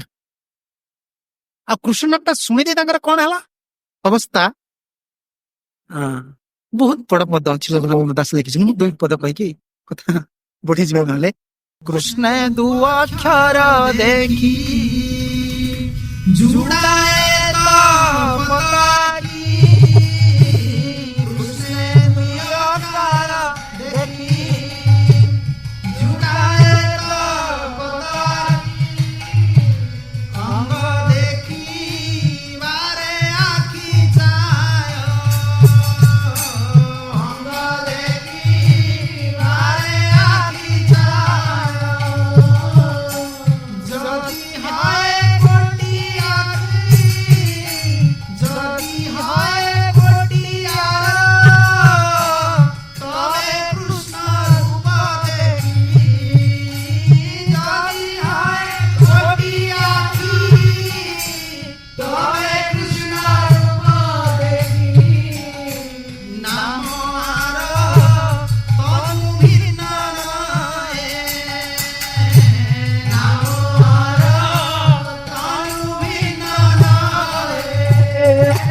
ରାଧାରାଣୀ କୃଷ୍ଣ ନାମ ଶୁଣି ଦେଇକି ଏ କଥା କହୁଛୁ। ବହୁତ ଯଦୁନନ୍ଦନ ବହୁତ ସୁନ୍ଦର ଭାବରେ ରାଧାରାଣୀ କୃଷ୍ଣ ନାମ ଶୁଣିକି ତାଙ୍କର ପୂର୍ବ ରାଗ ରାଧାରାଣୀଙ୍କର କି ଅବସ୍ଥା ହେଇଛି, କାରଣ ନାମ ନାମୀ ଅଭିନ୍ନ ତ। କୃଷ୍ଣ 2 ଅକ୍ଷର ଦେଖି ଯୁଡାଏ ତପତ ଆଖି। କୃଷ୍ଣ ଶବ୍ଦ ଉଚ୍ଚାରଣ କରିବା ଦ୍ୱାରା ଶବ୍ଦଟା କଣ କି ଦେଖିପାରେ କି? ରାମ କୃଷ୍ଣ ଉଚ୍ଚାରଣ, ନାମକୁ ଉଚ୍ଚାରଣ କରିବା ଦ୍ୱାରା ରାଧାରାଣୀ କହୁଛନ୍ତି ଏଇ ଅକ୍ଷର 2ଟାକୁ ମୁଁ ଦେଖିପାରୁଛି, ମାନେ କୃଷ୍ଣଙ୍କୁ ମୁଁ ଦେଖିପାରୁଛି। ଏଠି କହୁଛନ୍ତି ଅଙ୍ଗ ଦେଖିବାରେ ଆଖି ଚାହେଁ, ମୋ ଆଖି ଚାହୁଁଛି ସେ କୃଷ୍ଣ ଯୋଉ 2 ଶବ୍ଦ ସେ ରୂପଟାକୁ ଦେଖିବି। ଆଉ ଯଦି ହଏ କୋଟି ଆଖି ତବେ କୃଷ୍ଣ ରୂପ ଦେଖି, ନାମ ଆର ତନୁ ଜୀବନ। ମୁଁ ଆପଣଙ୍କୁ କହିଥିଲି ହନୁମାନଙ୍କର ଗୋଟିଏ ଲୀଳା, ପୁଣି ବି ଆଜି କହୁଛି। ଅଯୋଧ୍ୟାରେ ଯେତେବେଳେ ରାଜା ହେଇଗଲେ ରାମଚନ୍ଦ୍ର ମହାପ୍ରଭୁ, ସମସ୍ତଙ୍କୁ ସେବା ବଣ୍ଟା ଗଲା। ସେବା କାହାକୁ ବଣ୍ଟା ଗଲାନି? ହନୁମାନ କହିଲେ ମୁଁ ତ ସମସ୍ତେ ବର ମାଗିଲେ, ହନୁମାନ ତ କିଛି ବର ମାଗିଲେନି, ସେ କହିଲେ ମୁଁ ପାଦ ପଦ୍ମରେ ରହି ଦାସ। ତେଣୁ ଯେତେ ସେବା ଥିଲା ସେ ଆବୁଡି କଲେ। ଅପ୍ରାକୃତ ସ୍ଥିତିରେ କେମିତି ଦେଖନ୍ତୁ, ଅପ୍ରାକୃତ ସ୍ଥିତିରେ ସେବା କଲେ ବି ଶାନ୍ତ ଲାଗିବ ନା, ନାମ କଲେ ବି ଶାନ୍ତ ଲାଗିବ ନା, କଥା କହିଲେ ବି ଶାନ୍ତ ଲାଗିବ ନା, ଏସବୁ କିଛି ଦୈହିକ ଧର୍ମ ଏଠି କିଛି ରହିଗଲା। ପ୍ରଭୁଙ୍କର କରୁଣା ନହେଲେ, କରୁଣା ହେଲେ ଏଗୁଟେ ସମ୍ଭବ, କରୁଣା ନହେଲେ ଏଟା ଆମକୁ ଓଲଟା ଓଲଟା ଲାଗିବ। ଆଉ କଣ ଏତେ ଗୋଟେ କାମ କରିବି ମୁଁ, ଏଟା କର୍ମ ଲାଗିବ, ଏଟା ସେବା ଜ୍ଞାନ ହବ, ଅପ୍ରାପ୍ତ ବୋଲି ଜାଣିପାରୁ। ଯଦି ଶ୍ୟାମାନନ୍ଦ ପ୍ରଭୁ ସଂସ୍କୃତ ପଢିବା ପାଇଁ ଯାଇଛନ୍ତି, ଚିଠି ଲେଖିକି ଗୁରୁଦେବ ଦେଇଛନ୍ତି, ଜୀବଭୂଷଣ ତାଙ୍କୁ ଝାଡୁ ମାରିଲେ, ସେ ଝାଡୁ ମାରୁ ମାରୁ ରାଧାରାଣୀଙ୍କ କୃପା ପାଇ, ଝାଡୁ ମାରିକି ସେ ରାଧାରାଣୀଙ୍କ କୃପା ପାଇ। ଆମେ ଭଜନ କରୁଛେ, ସେବା ପ୍ରଭୁଙ୍କର ବିଗ୍ରହ ସେବା, ଏସବୁ ସେବା ଦୃଷ୍ଟିଟା ଭାବଟା ଭଗବାନ ଗ୍ରହଣ କରନ୍ତି ନା। ବିଧିଟା ଖାଲି ଜୋର ଧରିକି ବସିଲା হবে କି, ମୁସଲମାନ ନାମ କରିଦଉଛି ମୋର ହେଇଗଲା, ମୋର ଏତିକି ସେବା ହେଇଗଲା ନା। ଭାବ, ଭକ୍ତି ରାଜ୍ୟରେ ଭାବ ପ୍ରଧାନ, ଭାବ ପ୍ରଧାନ, ଭାବଟାକୁ ପ୍ରଭୁ ଦେଖୁଛନ୍ତି, ଭାବଗ୍ରାହୀ। ହନୁମାନ ତାଙ୍କର ସବୁ ସେବାକୁ କାହାକୁ ପାଖକୁ ଛାଡ଼ିଲେନି, ସୀତା ମାତାଙ୍କୁ ବି ଛାଡନ୍ତି ପାଦ ଏତେବେଳେ। ଏମାନେ ସମସ୍ତେ ଗୋଟେ ମିଟିଂ ବସେ, ହନୁମାନ କେମିତି ହଟା ଯିବ, ଏ ତ କାହାକୁ ସବୁ ସେବାକୁ ଆଭିଡ଼ିଲାଣି, କଣ କରାଯିବ, ସେବା ବିନା ମୃତ୍ୟୁ ନା, ସେବା ନାହିଁ ମାନେ ଗୋଟେ ବିପଦ ସ୍ଥିତିରେ ଆମେ ଅଛି, ମନକୁ ଟାଣି ନେଇ ପଳେଇବ। ଗୁରୁଦେବ କୁହନ୍ତି ମାୟା ତୁମକୁ ଛକିକି ରହିଛି, ସାଧୁ କିଆ ଉପରୁ ବାହାରୁନା। ଶିଆଳ ଯେମିତି ଛେଳି ପଛକୁ ଟାଙ୍ଗ ପଡେ, ଶିଆଳ ଦେଖିବେ ଆପଣ, ସେ ତାର ଗାଈ ଆଳ ତାର ଛେଳି ଛାଡିବ, ଶିଆଳ ତାର କିଆ ବୋଧା ଭିତରେ ଥିବ, ସିଏ ଦେଖୁଥିବ କୋଉ ଛେଳି ପଛେଇଲା। ବାଲେଶ୍ୱର ପିଲା କହିଲା ବେଳେ କୋଉ କହିଦେଉଛି, ମୁଁ ପରେ କହିଲା ବେଳେ ଚିନ୍ତା ହିଁ କରିବି କେଉଁ କହିବା ଦରକାର। ମୋର ବହୁତ ଦୋଷ ତ୍ରୁଟି ରହୁଛି, ଆପଣମାନେ କ୍ଷମା କରିବେ, ଗାଲି ଶବ୍ଦ ବି କହି, ମୋର ସାହିତ୍ୟ ଏତେ ଶୁଦ୍ଧ ନାହିଁ, ବେଶୀ ପାଠ ପଢିବି। ଆଉ ସିଏ ପଛରେ କିଆ ବୁଦା ମୂଳରେ ସିଏ ଗାତ କରିଥିବ, ଗାତ ଭିତରୁ ଖାଲି ଅନଉଥିବ, ସିଏ ଆଉ ବଡ ଚତୁର ନାହିଁ, ସେ ଅନଉଥିବ କୋଉ ଛେଳି ପଛକୁ ରହିବ, ଯୋଉ ଛେଳି ପଛକୁ ରହିବ ତାର ଗୋଡକୁ ଧରି ସେ ଟାଣିକି ଧୀରେ ଧୀରେ, ସେ ଆଗେ ଗୋଡକୁ ଧରିବେନି, ତଣ୍ଟିକି ଧରନ, ଆଉ ମେକିରି କହିଲେ ସିନା ସେ କିଏ ଜାଣିବେ, ସିଧା ଧୀରେ ଧୀରେ ଯିବ, ଧରିବ, ଯିଏ ପଛେଇଲା ତାକୁ ଧରିବ। ସେଟା ମାୟା କାହାକୁ ଆକ୍ରମଣ କରିବ, ଯେ ନାମରେ ପଛେଇଲା, ସେବାରେ ପଛେଇଲା, ସେ ପଛୁଆ ଛେଳି ନା, ମାୟା ଗାତ ଭିତରୁ ଅନେଇଛି ଧରିବ ତ, ଇଏ ପଛଉଛି କଣ ଯାଉନି, ଟାଣି ଘୁଷାରେ ନେଇ ଆସିବ, ନେଇ ଗାତ ଭିତରେ ପୁରେଇଦବ, ତ ଆଁ କଲେ ତ ହବ, ଆଁ କଲେ ତ ଡାକିବୁ କି ଆଉ କୋଉ ଛେଳି ଶୁଣିବେ କି ଗାଈ ଶୁଣିବ, ସାଧୁଗୁରୁ ଆଉ ଡାକ ଶୁଣିବ, ନାମ ତ କରିପାରିବୁନି, ଟାଣି ପଡି ପୁରେଇ ଦବ, ବିଜନେସ ଭିତରେ ପୁରେଇ ଦେଲା ଆଉ ନାମ ନା କଣ, ନା ଖାଲି ଟଙ୍କା ଆଜ୍ଞା ଆମ କମ୍ପ୍ୟୁଟର ବିଜନେସ ରେ ବସିକି ଆଉ ତ ଏଠି ଲସ୍ ହେଇଗଲାଣି, ସେଠି ହାର୍ଡୱେର ପଡିଲାନି, ଏଠି ସଫ୍ଟୱେର ପଡିଲାନି, ଏଠି ହେଲାନି, ଏଠି ତା ହେଲାନି, କଣ କରିବି, ମାଳା କାହିଁ ନା, ମାଳା ଲାଗିଗଲାଣି ପୁଣି ଆଣି ବସ ପଛେଇ ଦବ ଯିବ, ଇଏ ସତ୍ୟ କଥା ଆଜ୍ଞା। ଆମେ ସାଧୁ ହେଲେ ଏଇ କଥାଟା କହୁଛୁ ଖାଲି ନାହିଁ, ସେବାରେ ଟିକେ ହେଳା କରିଦେଲେ ଆମକୁ ଟାଣି ନେଇ ପଡିବ, ଆମେ କି ସମର୍ଥ ପୁରୁଷ ନା କି, ନା ଆମେ ନିତ୍ୟସିତ ପୁରୁଷ। ସାଧୁଗୁରୁଙ୍କ ସେବାରେ ନିରନ୍ତର ଯୁକ୍ତ ହେଇପାରିବେ, ମାୟା ବହୁତ ତା ଜଗତ ବା। ଆମର ପୂଜ୍ୟପାତ ରାଧାମୋହନ ସ୍ୱାମୀ ମହାରାଜ ଗୋଟେ ବହୁତ ସୁନ୍ଦର କଥା, ଆମ ବୋଧବା ମତେ ଲାଗେ, ଆରେ ବାବା ଏଟା ତା ଜାଗାରେ ଆମେ ରହୁଛେ, ହିନ୍ଦୀରେ କୁହନ୍ତି କଣ ସେଟା, ଇଧର ମାୟା କା ପକଡ ଜାଦା है, ପକଡ ଜାଦା है, କିନ୍ତୁ ପାଣିରେ କୁମ୍ଭୀର ଶକ୍ତିଟା ଅଧିକା ନା, ଏଟା ତାଙ୍କ ଜଗତ ନା, ମାୟାର ଜଗତ, ତା ଜଗତରେ ଆମେ ରହିଛେ, ଆମେ ଏଠି ବଳ କଣ ଦେଖିବା, ବଳ ପାଇବା ଯଦି କୃଷ୍ଣ ଆଶ୍ରୟ ନା, ସେ ଟାଣିକି ପକେଇଦବ କି ବଳିଆ ନା। କେବଳ ଯଦି ସାଧୁଗୁରୁ ଆମକୁ ଟିକେ ଅନେଇଥିବେ ତାହେଲେ ବଞ୍ଚିବା, ନହେଲେ ସାଙ୍ଗେ ସାଙ୍ଗେ ଭାସି ପଳେଇବା। ପ୍ରଭୁ ଆଜି ପଢନ୍ତୁ, ପ୍ରଭୁ କାଲା କୃଷ୍ଣ ଦାସଙ୍କ କଥାରେ ପ୍ରଭୁ ଆଜି କଣ ଲେଖିଛନ୍ତି ପଢନ୍ତୁ, ଭାବାର ତମକୁ ଡର ଲାଗିବ। ପ୍ରଭୁପାଦ କହିଛନ୍ତି any moment any person can fall down from his position, even Krishna's own servant, Chaitanya Mahaprabhu's own servant Kala Krishna Das fall down from his own position. ପାଖରେ ମହାପ୍ରଭୁ ଟାଣି ନେଇ ପଡିଲେଣି, ଯେକୌଣସି ମାନେ କଣ ଗୋଟେ ଦୁର୍ବଳ ଜୀବ ନା, ତେଣୁ ହନୁମାନ ତ ସେବା ସବୁ ବାଣ୍ଟି, ହନୁମାନ ସବୁ ସେବା କଲେ, ଏମାନେ ବସିକି ସୀତା ମାତାଙ୍କ ସହିତ ଲକ୍ଷ୍ମଣ ଶତ୍ରୁଘ୍ନ ସମସ୍ତେ ବସିକି ମିଟିଂ କଲେ, କଣ କହିବା କହିଲେ, ଏଇ କଥାରେ ମୁଁ କହୁଛି କେମିତି ଅପ୍ରାକୃତ, ସେବାଟା ଅପ୍ରାକୃତ, ନାମଟା ଅପ୍ରାକୃତ। ରାଧାରାଣୀ ଯୋଉ କହୁଛନ୍ତି ମୋର କୋଟି କୋଟି ମୁଖ ବାହାରି ଅଛି, ଏମାନେ କହିଲେ ଗୋଟେ କାମ କରିବା, ସେବା ଲିଷ୍ଟ ଆମେ କରିଦବା, କରିକି ପ୍ରଭୁଙ୍କ ପାଖରୁ ପାସ୍ କରି ଆଣିବା, ସବୁ ଲିଷ୍ଟ କରିଦେଲେ। ସୀତା ମାତା କହିଲେ ମୋର ପାଦ ଆଉ ଭୋଜନ ସମସ୍ତଙ୍କ ଲିଷ୍ଟ ହେଲା, ହନୁମାନଙ୍କ ନାଁ ନାହିଁ, ହନୁମାନ ଏଦିନ ଗଲେ ତ କାଟିଦବ, ସମିତି ଯେତେବେଳେ ଲିଷ୍ଟ ସରିଗଲା, ପ୍ରଭୁ କହିଲେ ହନୁମାନ ଆଜି ଠାରୁ ତୁମେ ଟିକେ ବିଶ୍ରାମ ନିଅ, ଆଉ ଏମାନେ ସବୁ ସେବା ନେବେ।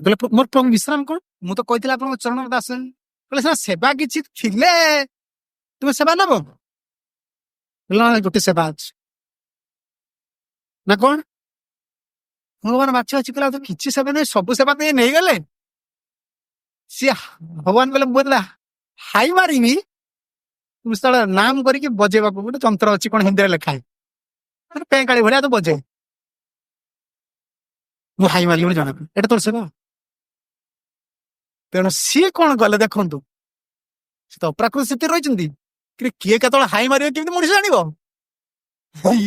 ହନୁମାନ ତାଙ୍କର କଣ କଲେ, ଅନ୍ତପୁରରେ ଯାଇକି ବସିଲେ। ସୀତା ମାତା ଆଉ ରାତିରେ ଶୋଇବେ କଣ? ହନୁମାନ ବାହାରିଲେ ତ, କହିଲେ ପ୍ରଭୁ ଆପଣ ସେବା ଦେଇଛନ୍ତି, କଣ ନିୟମ ଭାଙ୍ଗୁଛନ୍ତି? କୋଉଠି ବସ, ପ୍ରଭୁ କହିଲେ ତତେ ସେବା ଦେଇଥିଲି, ମୁଁ ରାତିରେ ଶୋଇଲା ବେଳେ, ଶୋଇଲା ବେଳେ ତ ଲୋକ ହାଇ ମାରନ୍ତି, ଉଠିଲେ ହାଇ ମାରିବେ, ମୁଁ କହିଲି ଥିବି ବାହାରେ ଜାଣିବି କି ମୁଁ ଭିତରେ ବସ। ପ୍ରଭୁ ରାତି ମାନେ ଶୋଇବୁ, କହିଲେ ଭଲ ସେବା ଦେଲି ମୁଁ। ସିଏ ତ ଜାଣିଛନ୍ତି ସେବା ମାନେ ଅପ୍ରାକୃତ। କହିଲେ ଠିକ ଅଛି, ଡାକିଲେ ସମସ୍ତେ, କହିଲେ ଇଏ ଏମିତି ସେବା ଦେଲ, ସିଏ ଯୁଆଡେ ଗଲେ ଖାଇବାକୁ ବସିଲେ, ଇଏ ତାଙ୍କର ଆଗରେ ବସିଲେ, ହନୁମାନ ତୁରି ଧରି ଯୁଆଡେ ଗଲେ ଆଗରେ ବସିଲେ, କହିଲେ ମୁଁ କେତେବେଳେ ହାଇ ପାରିବି ମୁଁ ଦେଖିବି ଆଉ। ସିରିୟସଲି, ମାନେ ପୁରା ଗମ୍ଭୀର ଭାବରେ ମୋ ସେବାଟା। ମହାପ୍ରଭୁ କହିଲେ ଇଏ କଣ ମତେ ବାୟା କରିଦେଲେ, ଇଏ ତା କତରୁ କାହିଁକି ସବୁ ସେବା ନେଲେ, କାହିଁକି ହନୁମାନଙ୍କୁ ହଇରାଣ କଲେ, ବର୍ତ୍ତମାନ ସିଏ ମୋତେ ହଇରାଣ କରୁଛି। ଡାକିଲେ, କହିଲେ ବାବା ସିଏ ଯାହା କରୁଛି ନା। ତାପରେ କିଛି ଦିନ ପରେ ତାଙ୍କୁ କହିଲେ ଠିକ ଅଛି, ତୁମେ ଭିତରେ ବାହାର ଦ୍ୱାର ମୋର ରୁହ। ବାହାର ଦ୍ୱାର ମୋର ରହିବ, ଶୋଇପାରିଲେ 3 ଦିନ। ତାପରେ କହିଲେ ହନୁମାନ ତୁମେ ବାହାରେ ରୁହ, ମୁଁ ହାଇ ମାରିଲେ ବରଂ କହିବି, ତୁ ଜଣେଇବି ଆଉ କଣ, ତ ବଜେଇବ। ଇଏ ବାହାର ରହିକି ଶୋଇଦେଲେନି, ଇଏ ବାରମ୍ବାର ରହିଲା। ଇଏ କହିଲେ କେତେବେଳେ ହାଇ ମାରିବେ ପ୍ରଭୁ ମୁଁ କେମିତି ଜାଣିବି? ମୁଁ ନାମଟା କରିବି, ରାମ ରାମ, ଏତେ ଜୋର ଚିତ୍କାର କଲେ। ନାମଟା କଲା ମାତ୍ରେ ରୂପଟା ମୋର ସ୍ମରଣ ଆସିବ, ରୂପଟା ସ୍ମରଣ କଲେ ପ୍ରଭୁ ହାଇ ମାରିଲେ ମୁଁ ଜାଣିପାରିବି। ନାମ ରୂପ ଅଭିନ୍ନ, ମୁଁ ଖାଲି ବସିକି ରାତିଟାରେ କଣ କର, ନାମଟା ରୂପଟା ଅଭିନ୍ନ ନା, ଏଇଠି ରାଧାନୀ କହୁଛନ୍ତି ନା, ଯଦି ହୁଏ କୋଟି ଆଖି କୃଷ୍ଣ 2 ଅକ୍ଷର ଦେଖି ଯୁଡାଏ ତପତ ଆଖି, ଅକ୍ଷରଟା ଦେଖି ଦେଇକି ମୋ ଆଖି ଖାଲି ତପ୍ତ ହଉଛି, କେମିତି ଦେଖିବି? ସେ ହନୁମାନ ଚିନ୍ତା କଲେ, ପ୍ରଭୁ ମତେ ବାହାର କରିଦେଲେ ବାହାରକୁ, ହାଇ ମାରିଲେ ଜଣେଇବେ ବୋଲି କହିଲେ, ତାହେଲେ ମୁଁ କଣ କରିବି, ଜାଣିବି କେମିତି? ମୋର କାମ ହେଲା ମୋର ଜାଣିବା, ସେବାଟା ମୋର, ପ୍ରଭୁଙ୍କର ତାଙ୍କୁ ସେବା କେମିତି? ତେଣୁ ସିଏ ତାଙ୍କର ବାହାର ବସିକି ଚଲେଇଲେ, ରାମ ରାମ ରାମ ରାମ ରାମ ରାମ ରାମ କହିଲେ, କହିଲେ ନାମ କରିବା ତାର ରୂପଟାକୁ ଦେଖିବି, ରୂପ ଦେଖିବା ଦ୍ୱାରା ଜାଣିପାରିବି କେତେବେଳେ ପ୍ରଭୁ ହାଇ ମାରିଲେ। ତେଣୁ ଏତେ ଜୋର ନାମ କହିଲେ ଆମେ ତ ଶୋଇପାରିନି। ସେ ସବୁ ଡାକିକି ସମସ୍ତେ ବସିଲେ, ସମାଧାନ କରିଲେ, କହିଲେ ଦେଖ ତାଙ୍କୁ ଛାଡି ଦିଅ, ସିଏ ତାଙ୍କର ଯୋଉ ସେବା ନ କରିବା କଥା କରିସାର, ଯାହା ବଳିବ ତମାନେ ସବୁ ସେବା। ଏମାନେ କାମନାକୁ ବୁଡିଗଲା। ସୀତାମାତା କହିଲେ, ସୀତାମାତା ପୁତ୍ର ରୂପରେ ଦେଖ।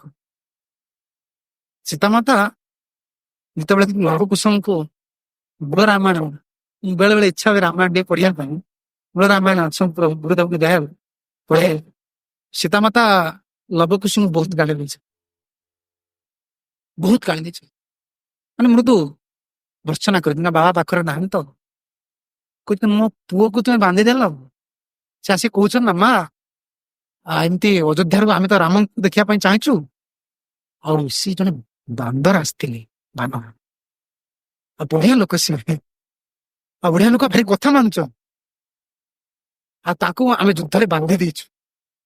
ଇଏ ତ ଜାଣିଦେଲେ ନା ଇଏ ଭଗବାନ ରାମଚନ୍ଦ୍ରଙ୍କର ପୁଅ ବୋଲି, ଇଏ ତା ଯୁଦ୍ଧ କାହିଁ କରିବେ? ସୀତାମାତା ଶୁଣିକି ସିଏ ଲକ୍ଷ୍ମଣଙ୍କୁ ଏମିତି ପରାସ୍ତ କରିଦେଇଛନ୍ତି, ଶତ୍ରୁଘ୍ନଙ୍କୁ ପରାସ୍ତ କରିଦେଇଛନ୍ତି, ସମସ୍ତେ ସୀତାମାତା ଦୁଃଖ କରୁନଥିଲେ। ହନୁମାନଙ୍କୁ ବାନ୍ଧି ଦେଇଛନ୍ତି। ସୀତାମାତା ବହୁ ଭାଇ କାନ୍ଦିଲେ, ଆରେ ସିଏ ମୋ ପୁଅ, ତୁମେ ଯେଭଳି ମୋର ପୁତ୍ର, ସିଏ ମୋର ବଡ ପୁତ୍ର, ତୁମେ କଣ କଲ, ତ ବାନ୍ଧିଲ କାହିଁକି? ତୁମେ କେତେ ବଡ ଭୁଲ କାମ କଲ। ମା କାନ୍ଦୁଛନ୍ତି, ଏବଂ ମାଙ୍କର କାନ୍ଦ ଦେଖି ଲବ କୁଶ 2 ଜଣ ତାଙ୍କ, ସିଏ ଏତେ ପ୍ରିୟ, ମା ପୁଅକୁ ଯେଭଳି ଭଲ ପାଏ, ସୀତାମା ସେଭଳି ଭଲ ପାଆନ୍ତି। ସୀତାମା ନିଜେ ଡାକିଲେ, ଆଉ ହନୁମାନଙ୍କୁ ଯୋଉ ସେବାର ବିଚ୍ୟୁତ କରିଦେଲେ, ହନୁମାନ କାନ୍ଦିଲେ, କହିଲେ ମା ମତେ ଏତିକି ଦିନ ଯୋଉ ସେବାର ବିଚ୍ୟୁତ କରିଦେଲେ, ମୋ ମନ କେତେ ଦୁଃଖ ହେଲା, କହିଲେ ପ୍ରଭୁ କେତେ ମୁଁ ଦୁଃଖ ଦେବି।